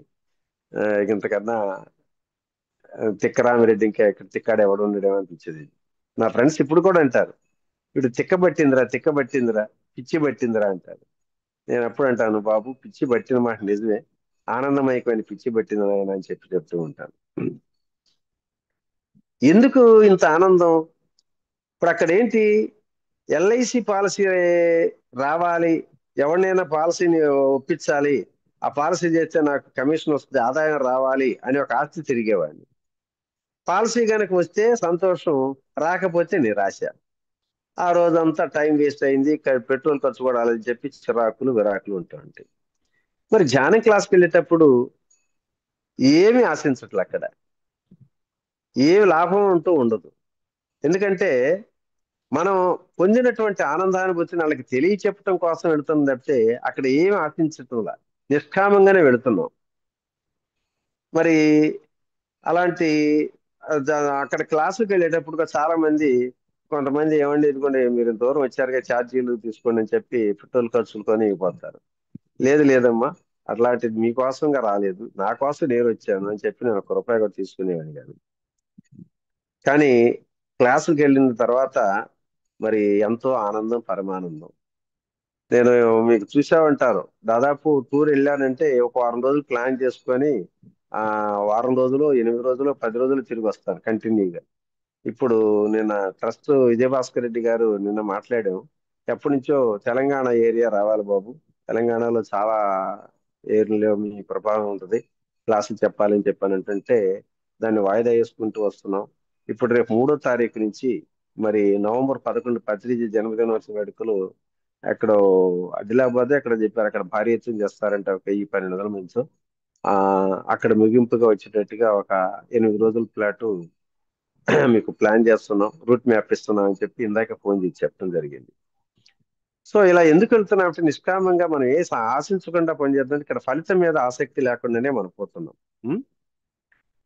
కాబట్టి మరి చాలా మంది అంటుంటారు, ఈ మానస సరోవరం వచ్చినప్పుడు, అమ్మో రామిరెడ్డి గారు ఈ ఆశ్రమం ఎంత బాగుందో, ఎంత అద్భుతంగా ఉందోనండి, మరి ఎంతగానో శ్రమించి కష్టపడి నిస్వార్థంగా ఇంత పెద్ద ఆశ్రమం నిర్మించారు, మీరు ఎంత గొప్ప మనసు, మీరు ఎంత గొప్పవారో, మీరు ఎంత మంచి మనసు అంటూ అప్పుడప్పుడు కాస్త పొగడ్తలతో ఆనందంగా దిగుతూ ఉంటారు. అప్పుడు నేను అందరికీ ఒక మాట చెప్తాను, ఏమ్మా నేను మీరు అనుకున్నంత మంచివాడిని కాదు, నిజం చెప్పాలంటే ఈ ప్రపంచంలో నా అంత స్వార్థపరుడు ఇంకొకడు లేడు, స్వార్థంతో నీ పని చేశానంటే అయ్యో అదే మాట అండి, అట్లా అనుకోకండి అనేవాళ్ళు. అలాగే ఒక విషయం గుర్తొస్తుంది ఇప్పుడు నాకు, ఆ 2008 సంవత్సరం అనుకుంటాను, పత్రిజీ మన మానస సరోవరం వచ్చాడు. మానస సరోవరం అప్పుడు వార్షికోత్సవ వేడుకలకి వచ్చినప్పుడు దాదాపు ఒక 1500 మంది వచ్చారు, హాల్ కిక్కిరిసిపోయింది. అప్పుడు నేను అందరితో అన్నాను, మన లక్ష్మణరావు, రాఘవరావు గారు, విజయభాస్కర్ రెడ్డి గారు వీళ్ళందరూ వచ్చారండి, ఏమండి నేను ఇక్కడ ఈ కార్యక్రమాలు నిర్వహించి ఈ రకం చేస్తున్నప్పుడు నేను మంచివాడినా చెడ్డవాడినా స్వార్థపరుణ్ణా అని చెప్పని అడిగితే అందరూ అన్నారు, చాలా మంచి భావనతోటి ఆ ప్రేమతో చేస్తున్న కార్యక్రమాన్ని కానీ మీరు స్వార్థపరులు అంటే ఎట్టండి అన్న. కాదు, నేను పక్కా స్వార్థపరుణ్ణి అన్న. అదేంటండి మీరు అట్లా అంటారు, అంటే మీరు ఒప్పుకోరా అంటే ఒప్పుకో, మీరు స్వార్థపరులు అంటే మేము ఎత్తరు ఒప్పుకోమండి అని అన్నారు. సరే మీ చేత నేను ఒప్పిస్తానని చెప్పి నేను అప్పుడు ఒక విషయం చెప్పాను, ఏమిటంటే ఏమి లేదు, నిజంగా నా అంత స్వార్థపరుడి లోకంలో ఉండడేమో, నేను కొన్ని విశ్వ సత్యాలు తెలుసుకున్నానండి. అవేమిటంటే ఈ లోకంలో మనకి ఏదైనా రావాలంటే ఖచ్చితంగా ఇవ్వాల్సిందే, ఇవ్వందే ఏది రాదు, ఇస్తేనే వస్తుంది. అలాగే ఏది ఇస్తే అదే వస్తుంది, ఎంత ఇస్తే అంతే వస్తుంది. ఇప్పుడు ఉదాహరణకి మనం బ్యాంక్ ఏటీఎంలోకి వెళ్ళి కార్డు పెట్టి డబ్బులు రారా అని నొక్కితే వస్తుందండి? అంతకుముందు బ్యాంక్ వాడికి డిపాజిట్ చేస్తేనే వస్తుంది కదా. మరి అక్కడ 10,000 రూపాయలు డిపాజిట్ చేసి ఇక్కడ 20,000 రమ్మంటే రాదు, అక్కడ ఎంత డిపాజిట్ చేస్తే అంతవరకే వస్తుంది. అలాగే డబ్బులు ఇచ్చి బంగారం రమ్మన్నా రాదు, అంటే ఎంత ఇస్తే అంతే వస్తుంది, ఏది ఇస్తే అదే వస్తుంది. అలాగే నేనేమనుకున్నానంటే ఇస్తేనే వస్తున్న సత్యం తెలుసుకొని, మరి నాకు ఆనందం, ఆరోగ్యం, మనశ్శాంతి కావాలి, ఇవి నాకు రావాలి అంటే నేను తిరిగి ఇవ్వాలి కదా, ఇస్తేనే కదా నాకు వచ్చేది. అలాగే ఎంత మందికి ఇస్తే అన్ని రెట్లు తిరిగి మళ్ళీ నాకు వస్తుంది అనేటువంటి ఒక స్వార్థంతో మరి ఈ ఈ ధ్యానాశ్రమాన్ని, మానసరోవర ధ్యానాశ్రమాన్ని నిర్మించడం జరిగింది. అంతేకాని నేనే కష్టపడి బాధతోటో దుఃఖంతోటో చేయలేదు. నేను పక్కా స్వార్థంతోనే ఈ పని చేశాను. ఆ ఇప్పుడు చెప్పండి, నేను స్వార్థపరుని కావునా కాదంటే అప్పుడు అందరూ కూడా స్వార్థం అవును అవును చప్పట్లు కొడితే అప్పుడు పత్రిజీ వెంటనే లేచి ఎస్ మనందరం స్వార్థపరులమే. ఈ రోజు జరిగే కార్యక్రమానికి స్వార్థపరుల సమ్మేళన సదస్సు అని పేరు పెట్టుకుందాం. ఆయనకి వరుసనే లక్ష్మణరావు నీ స్వార్థం ఏంటి చెప్పు, రాఘవరావు నీ స్వార్థం ఏంటి చెప్పు, విజయభాస్కర్ రెడ్డి నీ స్వార్థం ఏంటి చెప్పు అని అందరి చేత స్వార్థం స్వార్థం చెప్పారు. అప్పుడు నేను అన్నాను, సరే ఇంతమంది స్వార్థపరులు ఇక్కడ ఉన్నా మనలో మనందరికన్నా పరమ స్వార్థపరుడు మన పక్కనే ఉన్నాడండి, ఆయనే పత్రిజీ అండి. ఈయనకి ప్రపంచంలో ఈయన మించిన స్వార్థపరుడు లేడంటే అందరూ కూడా చప్పట్లు కొట్టేశారు అయ్యా. సో కాబట్టి ఫ్రెండ్స్ అలాగే మరి అవన్నీ మధుర అనుభూతులు ఈరోజు చాలా స్మృతికి వస్తున్నాయి, చెప్పుకున్నాం. అలాగే మరి కృష్ణుడి గీతలో ఏం చెప్పాడు? పని చేయటం వరకే నీ వంతు, ఫలితాన్ని ఆశించబోకున్నాడు కదా. ఈ మాట నాకు మొదట్లో అర్థమయ్యేది కాదు. పత్రిక అయితే సూటిగా ఒక్క మాట ద్వారా ఇందులో సత్యాన్ని చెప్పేశాడండి. నాకేంటంటే మొదట్లో మానసరోవరం స్టార్ట్ చేసినప్పుడు, క్లాసులు ఏర్పాటు చేసినప్పుడు ఒకటే టెన్షన్. ఈరోజు మాస్టర్ని పిలిచాం, ఎంతమంది వస్తారు, మరి పోయినసారి కన్నా ఈసారి తగ్గుతారా పెరుగుతారా, దూరం నుంచి పెద్ద మాస్టర్ గారిని కూడా తీసుకొచ్చాం కదా, జనం తగ్గితే ఆయన ఏమైనా ఫీల్ అవుతాడేమో, ఇలా ఉండే ఆలోచనలన్నీ. ఓసారి పత్రికని కలిసినప్పుడు, సార్ ఇంతకు ముందు కన్నా మరి ఇప్పుడు ఇంతకు ముందు క్లాసులకి జనం బాగా ఎక్కువ మంది వచ్చేవాళ్ళు కానీ ఈ మధ్య చాలా మంది తగ్గుతున్నారండి అన్న. అదేంటయ్యా జనంతో నీకేం పని, ఎంతమంది ఇస్తే నీకెందుకు స్వామి అన్నాడు. అదేంటండి జనం రాకపోతే ఏం కార్యక్రమం జరుగుద్ది, అందరూ జనం రావాలని కదా, జనం వచ్చేనే కదా నిడుదనం ఉండేది అని చెప్పాను అన్న. ఓహో జనం కావాలా నీకు, జనం కోసం చేస్తున్నావా అని. అప్పుడు గత వారం నేను వైజాగ్ వెళ్ళానండి, ఒక వారం రోజుల పాటు క్లాసులు చెప్పొచ్చాను. నువ్వు వైజాగ్ వెళ్ళావు కదా పోయిన వారం అన్నాడు. వెళ్ళాను సార్ అన్నాను. మరి అక్కడ ధ్యానం గురించి చెప్పావా అన్నాడు. చెప్పాను అన్నా. అందరూ ఏమన్నారు, ధ్యానం చేస్తానన్నారా అన్నాడు. అందరూ ధ్యానం మంచిదేను ధ్యానం చేస్తామని అన్నారు అన్నాడు. అలాగా అయితే మళ్ళీ రేపు మీరు వైజాగ్ వెళ్ళి నువ్వు ఎంతమందికి చెప్పావో వాళ్ళ అడ్రస్ తీసుకొని ఇంటింటికి వెళ్ళి, మరి నేను ఆ రోజు ధ్యానం చెప్పాను, ధ్యానం బాగుందన్నారు, చేస్తున్నారా లేదా అని, ఎంతమంది చేస్తున్నారు ఎంతమంది చేయట్లేదో వివరాలు తీసుకొచ్చి నాకు రేపు వచ్చి నాకు చెప్పు అన్నాడు. అదేంటి సార్ ఇది నాకేం పని అండి, నాకు అవసరం లేదు కదా, ధ్యానం గురించి చెప్పాను తప్పితే ఇంటింటి పోయి అడగాల్సిన పని నాకేంటి అండి అన్న. అంతే నీకు అవసరం లేదు కదా, ధ్యానంతో వాళ్ళు ధ్యానం చేస్తున్నారా లేదనేది నీకు అవసరం లేదు కదా, నువ్వు చెప్పడం వరకే నీ బాధ్యత. అలాగే క్లాసులు కూడా నిర్వహించడం నీ బాధ్యత, ఖర్చించడం నీ బాధ్యత. ఎంతమంది వస్తున్నారు ఎంతమంది రావట్లేదు, వచ్చిన వాళ్ళలో ధ్యానం చేస్తున్నారా లేదా ఇవన్నీ నీకెందుకు, నువ్వు వెళ్ళి చేయాల్సిన పని లేదు, నువ్వు చేయాల్సిన పని నువ్వు చెయ్యి అని చెప్పని అప్పుడు మంచి హితబోధ చెప్పాడు అనమాట. నిజానికి మనందరం కూడా ఒక ధ్యానం క్లాస్ పెట్టి బాగా ఒక 10,000 పాంప్లెట్లు ప్రింట్ చేస్తాం. మరి ఆ పాంప్లెట్లు అందరూ పంచుతాం. పంచేటప్పుడు ఏమైనా ఆశించి చేస్తున్నామా, నిజంగా ఈ పాంప్లెట్ ఇంత ఖర్చు పెట్టి చేస్తున్నాం, అసలు పాంప్లెట్ చించేస్తాడా, తొక్కేస్తాడా, నలిపేస్తాడా, చదువుతాడా, చదివితే ఆచరిస్తాడా అని ఎప్పుడైనా ఆలోచిస్తామండి? మనం ప్రచారం చేయాలనుకుంటున్నాం, ప్రచారం చేస్తున్నాం. అట్లాగే మరి ఇప్పుడు శాకాహారాలు చేస్తున్నాం, ఊరికే శాకాహారం భుజించాలి మాంసాహారం వద్దు శాకాహారం వద్దు అని స్లోగన్స్ ఇచ్చుకుంటూ వీధుల చుట్టూ తిరుగుతున్నాం. వాడు తింటున్నాడా మాంతున్నాడా, మన మాట వింటున్నాడని మనం ఆలోచించట్లా, మనం చేయాల్సిన కార్యక్రమం చేస్తున్నాం. కాబట్టి కర్మ చేయటం వరకే మన వంతు, ఫలితాన్ని ఆశించకూడదు అన్నది మరి భగవద్గీతలో చెప్పినటువంటి మాటకి యథార్థం ఇదేనని చెప్పి తెలుసుకోవటం జరిగింది.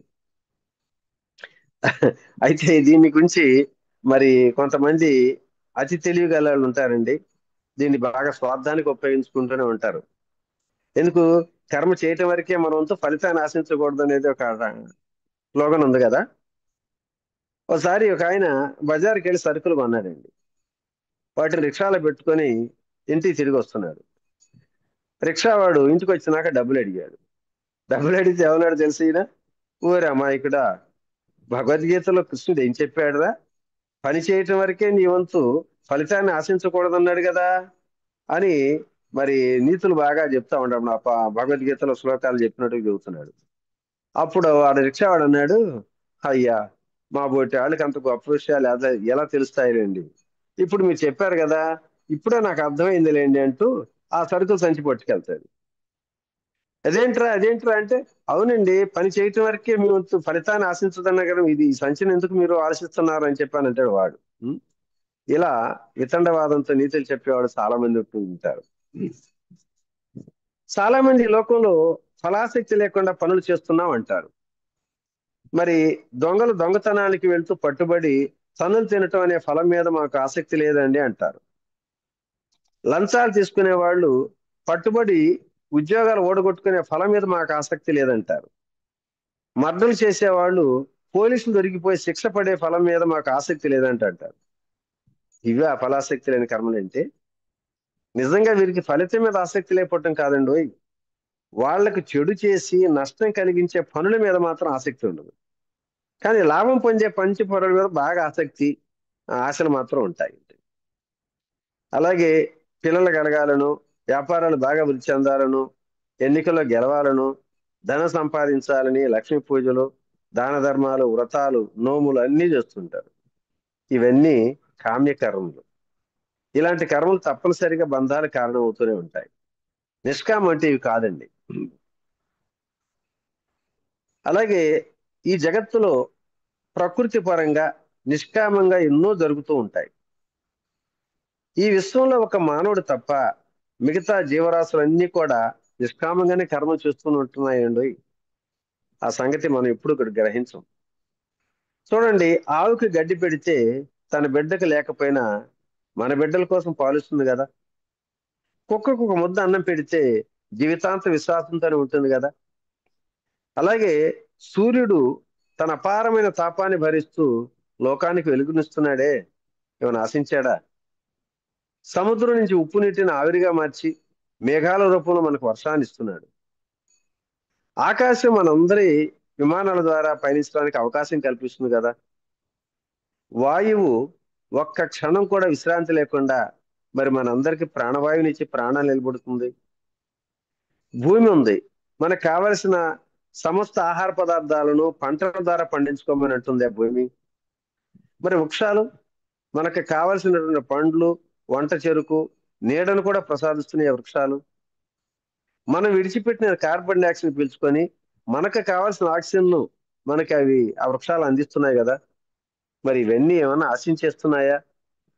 ఏమి ఆశించకుండా నిష్కామంగానే చేస్తున్నాయి కదా. అలాగే ఈ లోకంలో మరి సత్పురుషులు, మహాత్ములు మనందరికీ ఎన్నో సన్మార్గాలు చూపుతూనే ఉన్నారు. మరి ఈ కోవలోనే మన జగద్గురు పితామహ పత్రిజీ ప్రతిరోజు ప్రతి క్షణం కూడా ఎన్నో కర్మలు చేస్తున్నాడు. మరి ఆయన జీవిత క్యాలెండర్లో 365 రోజులు ముందుగా నిండిపోతాయంటే అసక్తి కాదేమో. మరి ఎవరి కోసం అండి కర్మలన్నీ? అజ్ఞానంలో, మూర్ఖత్వంలో ఎన్నో జీవులను చంపుతూ, ఎన్నో పాపాలు చేస్తూ, దుఃఖభారంతో ఈ జనన మరణ చక్రం నుంచి అందరిని విముక్తి కావించడానికి నిరంతరం తప్పించారు ఆయన. మరి అందరిలాగా నా భార్య, నా బిడ్డలు, నా సంసారం అంటూ అనుకోకుండా స్వార్థాన్ని వదిలి ఎంతో విలువైనటువంటి లక్షలు వచ్చేటువంటి ఉద్యోగానికి వదిలేసి అహర్నిశలో శ్రమిస్తూ నిస్వార్థంగా లోక కళ్యాణం కోసం చేసే కర్మలన్నీ ఫలాశక్తి మీద ఆపేక్ష లేనివేనండి ఆయన చేసినవి అన్ని కూడా. ఇలాంటి కర్మలు ఎన్ని చేసినా మరి పత్రిజీకి ఏమాత్రం బంధం కానే కావు. ఆ విషయం మనం అర్థం చేసుకోవాలి. ఫ్రెండ్స్, మరి 9:20 అయింది. ఇంకా ఉంది, మరి చాలా ఏం చేద్దాం. ఇదైతే ఈ రోజుతో పూర్తి కాదు, ఎందుకంటే చాలా ముఖ్యమైనటువంటి పాయింట్స్ ఇంకా ఉన్నాయి. మరి అవకాశం అంటే రేపు కూడా శనివారం కాబట్టి రేపు నైట్ కూడా మనకి టైం ఉందనుకుంటే మనం దీని మీద రివ్యూ చేసుకొని రేపటి రోజు పూర్తి చేసుకోవడానికి చేసుకుందాం.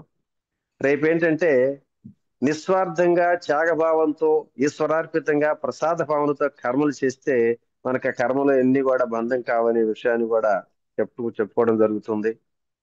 అలాగే మరి భక్తి యోగాన్ని గురించి కూడా మనం చెప్పుకోవాలి. గీతలో చెప్పినటువంటి భక్తి యోగం ఏముంది, మరి నేటి కాలంలో భక్తి యోగం ఎలా ఉంటుంది, తర్వాత ఆ సంచిత కర్మలు ఎలా అనుభవించాలి, అబ్బో చాలా ఉన్నాయి. ఇంకా మరి మనం చెప్పుకోవాల్సినవి అసలైనటువంటి మూల సూత్రాలని కూడా ముందు ముందే ఉన్నాయి. కాబట్టి ఈ రోజు మరి ఈ కార్యక్రమాన్ని ఇంతటితో ముగించుకుందాం. రేపటి రోజుని పూర్తి చేసుకుందాం. ఏమ్మా పర్వాలేదా? రేపు టైం ఉంటుందా? Okay sir, okay sir. మామూలుగా ఆ? క్లాస్ ఉంది, మేము మళ్ళీ మండేకి షిఫ్ట్ చేసుకుంటాం లేదు సార్ ఆ మేడాన్ని. ఉమ్. Okay sir. ఎందుకంటే అసలు మనకి ముగింపే చాలా ముఖ్యం కాబట్టి అది ఏదో క్లుప్తంగా తూతు మంకణం చేసుకుంటే చాలా వరకు అర్థం కాదు. Um. Okay, okay sir. So కాబట్టి రేపటి రోజున మనం ముగింపు చేసుకుందాం. మరి ఈ రోజు జరిగినటువంటి ఈ క్లాసులో మీరు విన్న తర్వాత ఇంకా మీకున్న సందేహాలు ఏమైనా నివృత్తి చేసుకోవాలంటే ప్రశ్న రూపంలో అడగండి. అప్పుడు మనం ఓకే. కొంత చెప్పుకొని క్లుప్తం చేసుకుందాం.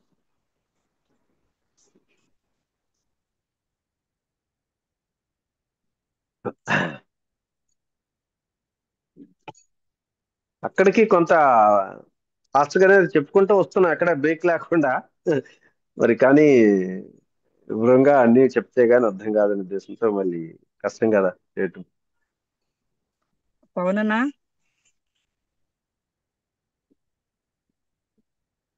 పవన్ పవనన్నా. వచ్చాడా? ఉన్నాను సార్, సార్ వచ్చాను సార్. చాలాసేపు అయింది. ఆహా. సార్ నమస్తే సార్. జై హో ఏమ్మా పత్రిజీ సార్. పవన్? చాలా చాలా జై హో. అద్భుతంగా ఉన్నాయి సార్. సార్ మీ మీ మీ దగ్గర ఎన్ని ఉదాహరణలు ఉంటాయి సార్ మామూలుగా? ఉంటాయా? ఉదాహరణలు వస్తా ఉంటే దానికి లెక్కే ఉంది. ఓయమ్మ. చేతులు కొద్దిగా వస్తానే ఉంటాయి. ప్రతి ప్రతి పాయింట్ కి ఒక ఉదాహరణ ఉంది కదా సార్ మీ దగ్గర. అది ఇప్పుడు మనకేందంటే కథలు కథలు ఎన్ని నీతులు చెప్పినా కూడా కథల ద్వారా చెప్తేనే అది మనసు తప్పుకుంటుంది. అవును సార్. ప్రాక్టికల్ ఎగ్జాంపుల్స్ కథల ద్వారా నిత్య జీవితంలో జరిగే కథల ద్వారా చెప్తేనే కానీ అర్థం కాదు. అప్పుడు వినాలనిపిస్తుంది ఎగ్జాంపుల్స్ సార్. చెప్పాలి. వాట్ నెక్స్ట్ అనే దాని మీద ఉంటాం. అవునవును. అంతేగా. అసలు మీకు మెమరీ పవర్ కూడా ఎక్కువ సార్ మీకు. ఏమో మెమరీ పవర్ తగ్గుతుందని నేను అనుకుంటున్నాను, మీరేమో ఎక్కువ అవుతున్నారు సార్. లేదు సార్, మనం ఎప్పుడో ఒకసారి కలిస్తే అది ఇంకా గుర్తు పెట్టుకున్నారు. మీ మీ మిద్ది పైన ఫొటోస్ తీసుకుంది అంత వ్యూలో. అది చాలా చాలా కొన్ని ఎక్సలెంట్. కొన్ని ఆ మర్చిపోలేని మధుర సంఘటనలు అంత తొందరగా బావు కదా. అవును సార్. అదే అవును. మనకి మన పోయినసారి మన ఆడది జూమ్ క్లాస్ ఒకటి 3 days చెప్పాం. ఉమ్. ఆ మనస్సు, బుద్ధి, చిత్తం ఈ మూటిని గురించి 3 రోజులు క్లాస్ చెప్పడం జరిగింది. ఓయమ్మ. అంటే ఆ చిత్తం, మన చిత్తాన్ని గురించి వింటమే కానీ అసలు చిత్తాన్ని గురించి లోపలికి వెళ్ళి అంతసేపు మనసు చుట్టూ పరిభ్రమిస్తుంటాం. మనసు ఆ, మనసు మనసు అని మనసే చూస్తుంటాం. మనసు చేసే పనులు 4 పనులు. ఒకటి గుర్తు చేస్తుంది, ఆలోచిస్తుంది, అనుభూతి చెందుద్ది, మర్చిపోయిద్ది. అంతేగాని మన నిన్నటి కూర ఏంటంటే చెప్పలేం. నిన్నటి కూర ఏంటబ్బా అని ఎత్తుక్కుంటా ఉంటాం. అదే ఒక 20 సంవత్సరాల క్రితం ఎవడన్నా మనం దారుణంగా తిట్టి, అవమానపరిచి, హింసించి, మోసం చేశాడు అనుకోండి, వాడిని చూడంగానే ఆ సంఘటన మొత్తం గుర్తొస్తుంది. ఎక్కడ గుర్తుకొచ్చింది. దాగింది ఇదంటే మనసులో కాదు, అది చిత్తంలో దాగి ఉంది. దాని గురించి చెప్పడం జరిగింది. ఎనీహో సరే, ఆ సబ్జెక్ట్ వేరనుకోండి. ఆ, అందుకనే సార్ మిమ్మల్ని భాస్కర్ రెడ్డి సార్ ఎంచుకున్నారు తెలంగాణ అంతా. ఆయన బాబు ఎప్పటి నుంచో అంటాడు తెలంగాణ మీరు రావాలి రావాలి అంటే.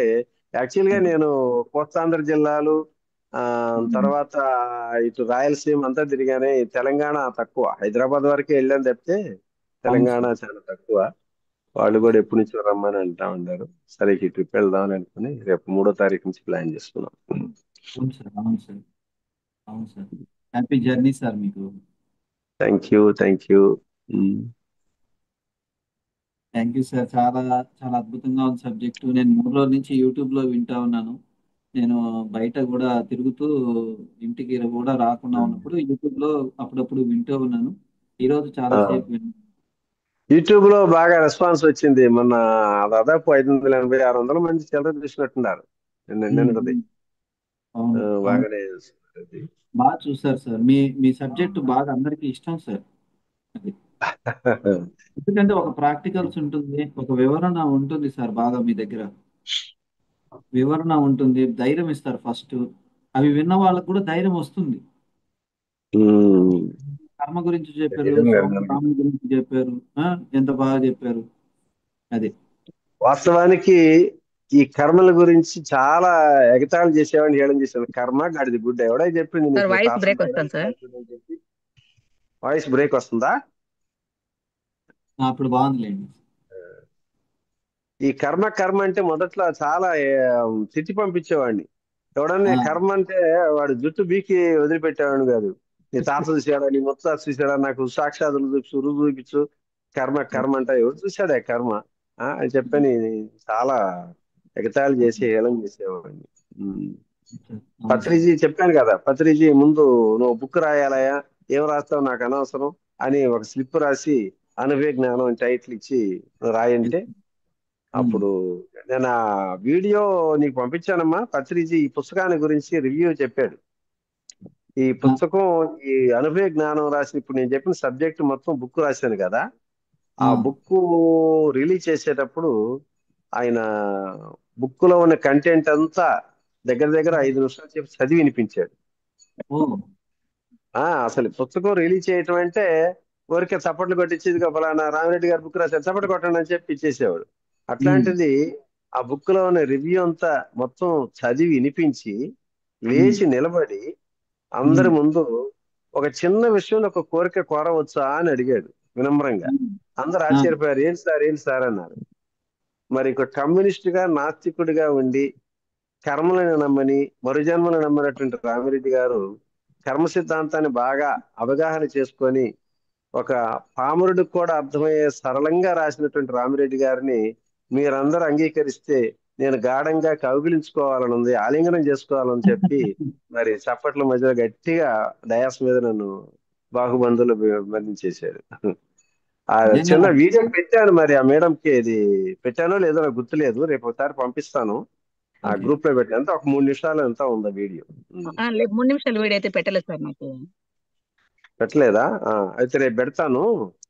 ఆ కబలించుకోవటం, బంధించటం, ఈ పుస్తకాన్ని గురించి ఆయన చెప్పిన మాటలు, ఇప్పుడు నేను చెప్పినటువంటి కర్మ సిద్ధాంతాన్ని గురించి ఆయన చెప్పిన మాటలు ఒకసారి ఆ అంత 3 నిమిషాల వీడియోలో ఉంది. అది రేపు నేను పెడతాను, పంపించండి.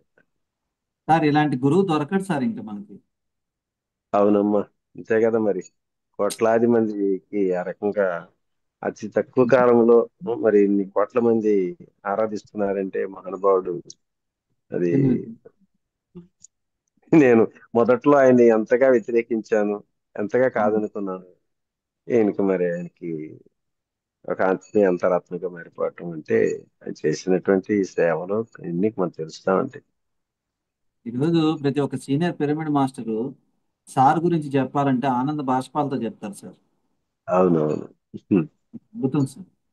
ఈరోజు అంతమంది జీవితాలు మార్చిన ఏకైక గురువు భూమి మీద ఇప్పుడు ఎవరన్నా ఇంకొక విషయం పవన్, ఇప్పుడు ఆ, మనకి ఒక తల్లిదండ్రులకు పుట్టిన 2-3 బిడ్డలు ఉండాలంటే ఓకే. ఆ ఆ ముగ్గురిని తల్లిదండ్రులు సమానంగా చూసిన ముగ్గురులో ఎప్పుడు సందర్భం వచ్చినప్పుడు ఆ నాన్న పెద్దాడి మీదే ప్రేమ చూపిస్తున్నాడు, లేకపోతే నాన్న చెల్లి మీదే ప్రేమ చూపిస్తున్నాడు, నన్ను దూరం పెంచేశాడు అని చెప్పి కొంచెం ఆ వ్యతిరేక భావంతో చూస్తూ ఉంటారు. తల్లిదండ్రులను అవును కూడా బిడ్డలు అవును ముగ్గురు సమానంగా చూడలేరు. కానీ అవును. ఆ మహానుభావుడు ఇన్ని లక్షల మంది పిరమిడ్ మాస్టర్లుండా ఎవడి కాడే గురువు గారి నా మీద అతిమైన ప్రేమ, అమితమైన ప్రేమ, నన్ను ఎంతగా ప్రేమించాడు, ఎంతగా నన్ను మర్యాదలు చూశాడు, ఆ ఎంత గొప్పగా నన్ను చూస్తున్నాడు అని చెప్పి అందరూ కూడా ఒక్కళ్ళనే వ్యతిరేకించేవాళ్ళు లేకుండా ఆ రకంగా కొన్ని ఓకే. లక్షల మందిని ఆరాధించుకుని చేయటం అంటే గ్రేట్. అదే నాకు అనిపించింది, ఒక సాయిబాబా గుళ్ళోకి వెళ్ళినప్పుడు 100 మంది వెళితే 100 మంది విగ్రహం తీసి బాబా నా ఇంకే చూస్తున్నాడు అనే భావన 100 మందికి ఎలా కలుగుతుందో ఇక్కడ లక్షల మంది పిరమిడ్ మాస్టర్లు కూడా ఆ మహానుభావుడి యొక్క ఆ ప్రేమ, ఆదరణ, ఆప్యాయతలు నా మీదే ఉండే అనేటువంటి భావన అందరికీ ఉంటుంది. అట్లాగే సాధారణమైన ఉంటుంది. జీవితాన్నే జీవించాడు సార్ సారు. ఆయన అవును. పక్కన పడుకున్నాము, ఆయన పైన ఎక్కి తొక్కాము, ఆయన మమ్మల్ని కొట్టాడు, తిప్పాడు, ముద్దు పెట్టుకున్నాడు. ఇలాంటివి అసలు అన్నం ఎలా తినాలి అనేది కూడా నేర్పించాడు సార్. అవునవును. Great sir, great sir. ఆయన గురించి ఎంత చెప్పినా తక్కువే సార్. నేను అంతే. ఆయన జీవితంలో మరి దాదాపుగా నేను గర్వంగా చెప్పుకోవాలంటే 20 ఏళ్ళు 30 ఏళ్ల పాటు సీనియర్ మాస్టర్కి తిరిగిన వాళ్ళు కూడా ఆ, చాలా మంది నన్ను అనేవాళ్ళు, ఈర్ష్యతో ఉందా నిన్ను చూస్తుంటే ఈర్ష్యగా ఉందనేవాళ్ళు.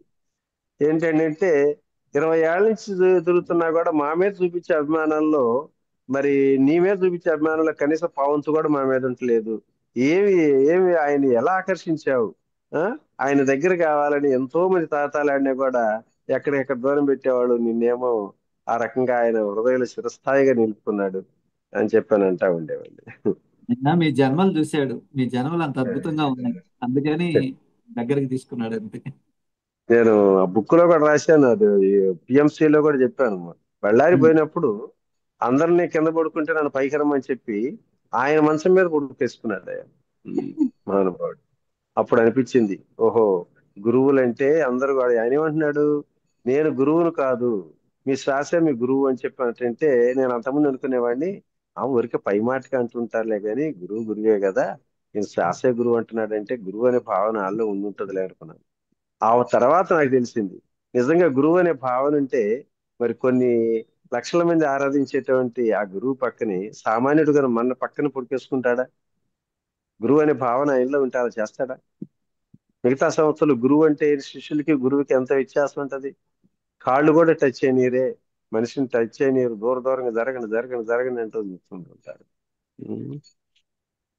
సో అట్లాంటి ఎన్నో అనుభూతులు, ఎన్నో మీరు ఆనందాలు ఉండేవి. చేసే సేవ అలా ఉంది సార్. ఎంతో మందికి ధ్యానం నేర్పించడం, ప్రతి సండే మీరు అక్కడ క్లాసులు నడపడము, మీరు చేసే సేవ అలా ఉంది. ఇంకొకటి ఇక్కడ విషయం ఏంటంటే సార్, వినిపిస్తుందనా? వినిపిస్తుంది. పత్రి సార్కి ఒక బెడ్రూమే కట్టారు సార్ ఇంట్లో. మేము వాళ్ళ ఇంటికి పోయినప్పుడు నాకు అమ్మ చూపించింది, గ్లాస్ తో ఉంది కదా సార్ బెడ్రూమ్. అవునవును. పత్రి సార్కి ఆయన ఒక ఉన్నంత కాలం ఆ బెడ్రూమే బెడ్రూమ్ కట్టించారు. లోకి ఎవరు అర్హత ఉండేది కాదు. ఇంకా ఆ రూమ్ ఆయనకి కేటాయించేవాడు ఆయన ఉన్నంత కాలం. ఇటు వచ్చాడంటే పని రాయలే, మనసరవరం పని ఎంత ఉండేవాడు. ఒకసారి చిత్రం ఏంటంటే వైజాగ్ వెళ్ళాం మేము. వైజాగ్ వెళ్ళినప్పుడు అక్కడ 3 రోజుల పాటు ఆయనతో పాటు తిరిగిన తర్వాత నైట్ అటు కూర్చుంటే ఆ అందరు కూర్చున్నప్పుడు నేను రేపు మానసరోవరం వెళ్తున్నాను అన్నాడు. ఏది నాతోటి అక్కడ కూర్చున్న వాళ్ళతో అందరూ కూర్చున్నప్పుడు నా వెంక చూసి నేను రేపు మానసరోవరం వెళ్తున్నాను అన్నాడు. మానసరోవరం అంటే హిమాలయాల దగ్గర మానసరోవరం ప్లాన్ చేసుకున్నారు కానీ ఆ ప్రోగ్రామ్ అటు ఫిక్స్ అయిందేమని చెప్పి, ఆహా అలాగా అని చెప్పి అలా ఊపాను. అంటే అప్పుడు నా వెంక చూసి నేను రేపు ఉదయం కృష్ణానది తీరానున్న మానసరోవరం వెళ్తున్నాను అన్నాడు మళ్ళీ. అప్పుడు బల్బు వెలిగింది నాకు. ఓహో, మానసరోవరం అని చెప్పని ఇక ఒకేసారి పట్టరాని ఆనందంతో, చాలా సంతోషం సార్, సారీ నేను గమనించలేకపోయాను మానసరోవరం అని చెప్పి వెంటనే నైట్ ఫోన్ చేసి ఇది చేసి ఇక్కడ అరేంజ్ చేస్తే 1500 మంది జనం వచ్చారు. అక్కడ నైట్ ఒక మెసేజ్ పెట్టాను అంతే, పత్రి సార్ మానసరోవరం వస్తున్నాడంటే మార్నింగ్ 10 గంటలకల్లా వచ్చేసి ఆయనతో పాటు నేను వచ్చాను కారులోని. 1500 మంది జనం వచ్చేసారు ఇక్కడికి పట్టలకి ఎక్కిరిసి. అట్లాగే ఉంటాను. అసలు ఆ, ఎంత చెప్పుకున్నా కూడా తనివి తీరంది, టైం కూడా సరిపోదు. ఎన్ని ఆ, రోజులైనా చెప్పుకోవచ్చు సార్ గురించి. నెల్లూరు వచ్చినప్పుడు కాకరకాయ తాలింపు చేశాడు సార్ సారు. అది ఉమ్, అందరికి పెట్టాను సార్. లాస్ట్ ఉమ్, లో ఇంకా అయిపోయిన తర్వాత పోయి పడుకున్నాడు. ఇంకా ఆయనకి కాళ్ళు ఒత్తుతా ఉంటే నువ్వు తిన్నావా అని అడిగాడు. లేదు సార్ ఉమ్, అయిపోయింది అన్నా. సార్ ఉమ్. పడుకోను ఎగిరి గంతు లేచి నా కోసం ఒక 100 గ్రాముల కాకరకాయలు తీసి కట్ చేసి ఇదంతా నువ్వే తినాలిరా అని చెప్పి చేసి నాకు పెట్టాడు సార్. అంతే. అందరు కాళ్ళు నొక్కారు కాళ్ళు నొక్కారు అంటారు, నాకు ఆ వాగ్యం దక్కల. నేను చాలా సార్లు కాళ్ళు బాగా అందరు నొక్కుతున్నా అంటే మొదట్లోనేమో కొంచెం నాకు కాళ్ళు నొక్కించుకోవటం కాళ్ళు పట్టించుకునే గురువులు అంటేనే కొంచెం వ్యతిరేకంగా చూసామండి. మరి ఏం చూశాడో ఏంటో కానీ నేను ఇన్నిసార్లు తర్వాత ఆయన గురించి అంతా తెలుసుకున్నాక ఆయన కాళ్ళు అందరూ దొక్కుతున్నారు కదా, నేను కూడా చేయి పట్టుకోబోతుంటే అసలు కాలు టచ్ అయినది. వద్దు వద్దు పక్కన కూర్చొనేవాడు, అసలు కాలు పట్టునీయడు. ఓకే, ఎవరన్నా మరి మాట్లాడే వాళ్ళు ఉన్నారా? హ్యాండ్ రైజ్ ఉన్నారు సార్. చేసిన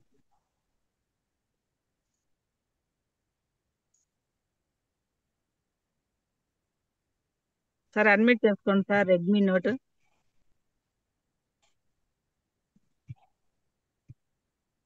సార్ చెప్పమ్మా. మాట్లాడండి మాట్లాడండి మేడం. వీడియో ఆన్ చేసుకున్నాం. నమస్తే సార్. నమస్తే అమ్మా. సార్ మీరు ఇప్పుడు నిష్కామ కర్మల గురించి చెప్పారు కదా. ఉమ్, ఆ, ఇప్పుడు నిష్కామ కర్మల్లో మన ఫిజికల్ లైఫ్ లో ఒక జాబ్ ఉమ్, చేస్తూ ఉంటాము, దాంట్లో ఒక గ్రోత్ ఉమ్, ఉండాలనో మనం ఒక ఇది ఉంటుంది కదా. మరి నిష్కామ ఉమ్. కర్మగా చెయ్యాలి అంటే అక్కడ పాసిబుల్ అవుతుందంటారా దానికి? అంటే గ్రోత్ కావాలి అనుకునే దానికి అది స్వార్థంతో ఆలోచించేది కాదుగా, నిస్వార్థంగానే నీకు ఆ, నువ్వు చేసేటువంటి జాబ్ లో ఇంకా పరిణితి చెందాలి, ఉన్నతంగా ఉండాలి, ఇంకా మెరుగుపరుచుకోవాలనే భావంతో ఉన్నావు కానీ అక్కడ ఎవరినో ఆ దూషించటం లేకపోతే ఎవరి స్థానాన్ని ఆక్రమించడం కాదుగా. నువ్వు డెవలప్ చేసుకోవడం కోసం అది నిష్కామ కర్మలో భాగం కింద లెక్కే కదా. అంటే అక్కడ ఒక నిస్వార్థంగా ఎక్స్పెక్టేషన్ అనేది ఉంటుంది కదా సార్. ఎక్స్పెక్టేషన్ లేకుండా ఉంటాం కర్మ కదా. కర్మ చేయాలన్నప్పుడు ఇప్పుడు నువ్వు ఒక భారీ కార్యక్రమం చేయాలనుకున్నప్పుడు ఎక్స్పెక్టేషన్ ఉండాలి కదా. అంటే నువ్వు నీ కోసమే అనుకోకుండా అందరి కోసం చేసే కార్యక్రమానికి నిస్వార్థంగా చేసేది అది నిష్కామం అవుతుంది. ఇది నా వరకే కావాలి, నాకే ఫలితం రావాలి, మిగతా వాళ్ళకి ఎవరికి దక్కకూడదు అనుకున్నప్పుడు అది నిష్కామం కాదు. నిత్య జీవితంలో నువ్వు ఎదగాలనుకోవటం అది స్వార్థంతో కూడుకున్నది కాదమ్మా, అది నిష్కామంగానే ఉండేది. అది నిష్కామ కర్మ కింద వస్తుంది. ఇప్పుడు నేను అని చెప్పుకున్నప్పుడు అక్కడ నేను అనేది ఉంటుంది కదా.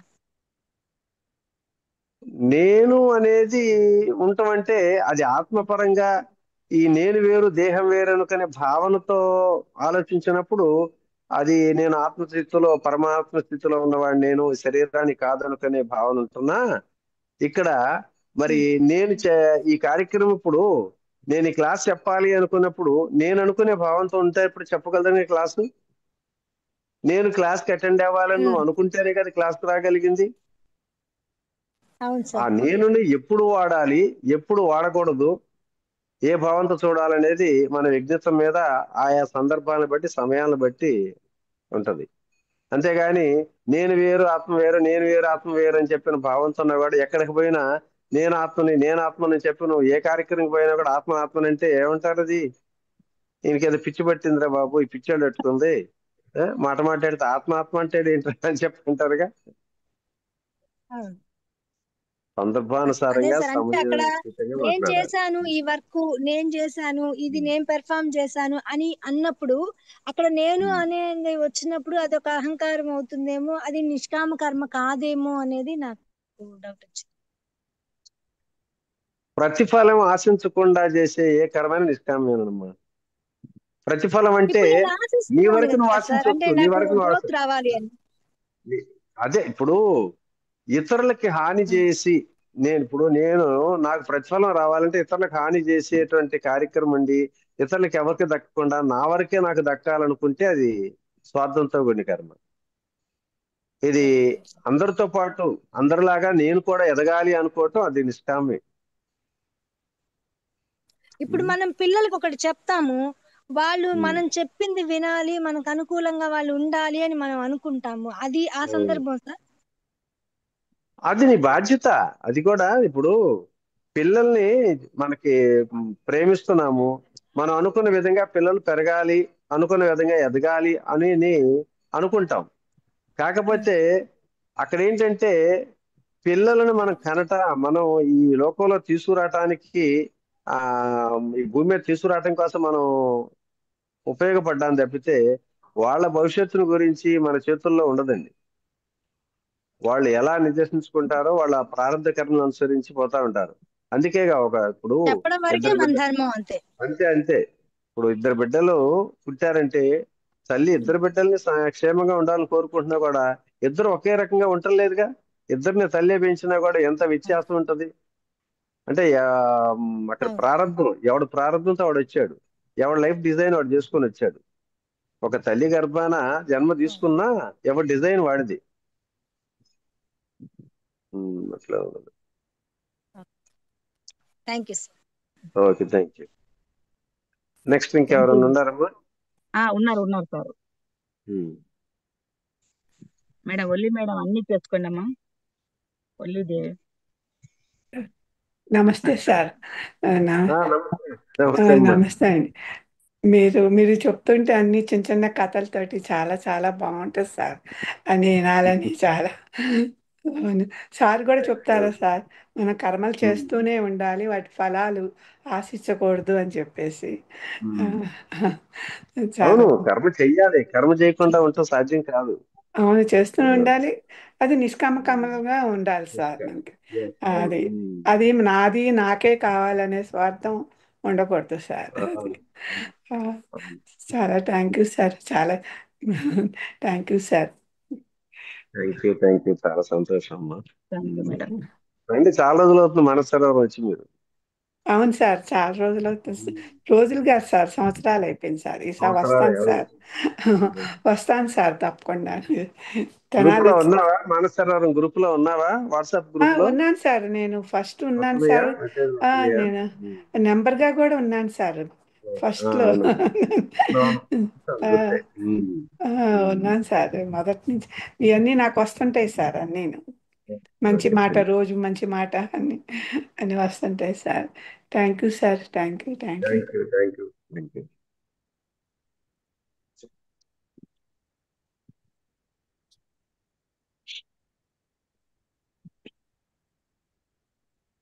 యాదరెడ్డి సార్ అన్ని చేసుకోండి సార్. జై హో పత్రిజీ సార్. జై హో పత్రిజీ. ప్రభావతమ్మ సార్, నమస్కారం సార్. నమస్తే సార్, మీ దగ్గర క్వశ్చన్స్ అనేటివి మాకు అందుబాటులో ఏం లేవు సార్. మీరు చెప్పిన నాలెడ్జే మాకు చాలా. దాంట్లో క్వశ్చన్స్ అనేది నేనైతే వెతకలేకపోతున్నాను సార్. మీరు చెప్పే దాంట్లో ప్రతి ఒక్క దానికి ఉదాహరణలు ఇవ్వటము, దాంట్లో రాము సోములను పెట్టేసి మీరు ఎలాంటి చెప్తున్నారంటే అంత ఇదిగా ఉన్నా సార్. ఎటువంటి వాళ్ళకి కూడా చాలా డీప్ సబ్జెక్ట్ సార్ ఇది. చాలా ఇది. Thank you sir. కర్మ సిద్ధాంతం అంటే చాలా టిపికల్ సబ్జెక్ట్ అది. అవును సార్, మీరు అర్థం చెప్పేది కావాలంటే ఎటువంటి వాళ్ళకైనా కూడా చాలా అర్థమవుతుంది సార్. చాలా సబ్జెక్ట్ అదే చెబుతాడు. పామరులకు కూడా సరళంగా అర్థమయ్యే రీతిలో చక్కగా రాసేవాడు. దేవుడు మీకు ఇచ్చిన గిఫ్ట్ సార్ అది. మొదటి నుంచి మీకు మీరు అక్కడ మీ ఎల్ఐసిలా మీరు ఎట్లా మీరు అక్కడ కూడా మంచిగా మాట్లాడి ఉంటారు అనేది నేను అనుకుంటున్నాను. అది అక్కడ అంతా కూడా ఎల్ఐసి వాగటమేగా మా పని అంతా, ఇంకేముంది. ఇక్కడ ఇంకా ఎక్కువ మీరు దీంట్లో చాలా ఇది అయిపోయారు సార్. ఇది నాకు నా ఎల్ఐసి ప్రొఫెషనల్ నా ఆధ్యాత్మిక జీవితానికి వరం అనుకుంటా చాలా సార్లు. ఎందుకంటే ఎల్ఐసి ఏజెంట్ కి ఉన్నటువంటి లక్షణం ఏంటంటే ఇప్పుడు మామూలుగా మనకి ఎవరైనా ఒక టీవీ కొనుక్కోవాలంటే ఆ సేల్స్ మ్యాన్ ఏం చేస్తాడు, టీవీ బొమ్మను చూపించి ఇది క్వాలిటీ బాగుంటది, పిక్చర్ బాగుంటది, సౌండ్ బాగుంటది అని చెప్పి వస్తువుని చూపించి అమ్ముతాడు. మేము ఒక ఎల్ఐసి పాలసీ అమ్మాలంటే మా దగ్గర ఏమి ఉండదు. ఇప్పుడు 20 సంవత్సరాల తర్వాత నువ్వు చచ్చిపోతే వచ్చే డబ్బురా అని చెప్పాలి. ఆ మాట తొందరగా ఆ మాట అంటేనే వెలికి పడతారు అందరూ కూడా. చనిపోతే వచ్చే డబ్బులు, మీరు చచ్చిపోయినా మా డబ్బు ఎందుకు అన్నట్టుగా మాట్లాడతారు. అట్లా వాళ్ళని ఆ తీర్పు ఒప్పించిందంటే సార్, మీరు ఒప్పించి అన్ని పాలసీలు చేసిండ్రు 10 lakhs మామూలు మాట. ఇప్పుడు కార్పొరేషన్ వాళ్ళకు పాలసీ ఇచ్చారు అంటే లాభాలందరూ ఒకటే. అదే పాలసీని బట్టి ఒకటి 5 లక్షలు చేస్తాడు, అదే పాలసీని బట్టి 5 కోట్లు అమ్ముతున్నాడు అంటే అక్కడ ఏంటి, 5 కోట్లు వ్యాపారం చేశాడు, ఒకటే 5 లక్షల కన్నా చేయలేకపోయాడు. పాలసీ అదే, బెనిఫిట్స్ అంతా సేమ్. అంటే ఏంటంటే వీడు ఆ పాలసీని అర్థం చేసుకోవటం ఎత్తు, అర్థమైన దాని ఎదుటి వాడికి ఏ భాషలో చెప్తే అర్థం అవుద్దో, ఏ విధంగా చెప్తే అర్థం అవుద్దో ఆ పాయింట్లు చెబితే వాడికి మనసుకు హత్తుకున్నప్పుడు అప్పుడు పాలసీ చేస్తాడు. అవును సార్, అన్ని తీర్ల అంతే కొడితే కదా. వాళ్ళు ఇదైపోతుంది. అందుకనే ఇక్కడ సత్యం ఎందుకంటే ఆ జ్ఞానం అనేది మనం తెలుసుకోవటం ఒక ఎత్తు, అవును తెలుసుకున్న దాన్ని ఎదట వాడికి ఏ పద్ధతిలో చెప్తే చక్కగా వాడికి అర్థమవుతుందని దాన్ని విశదీకరించి చెప్పడం అదొక ఆ, అదొక మరొక ఎత్తు. అవును సార్, అవును సార్. ప్రాక్టికల్ గా దాన్ని అదే ఎల్ఐసి జీవితం నాకు ఒక వరం అని చెప్పి నేను చాలా సార్లు అనుకుంటున్నాను. Great sir, great great. Thank you. నమస్కారం.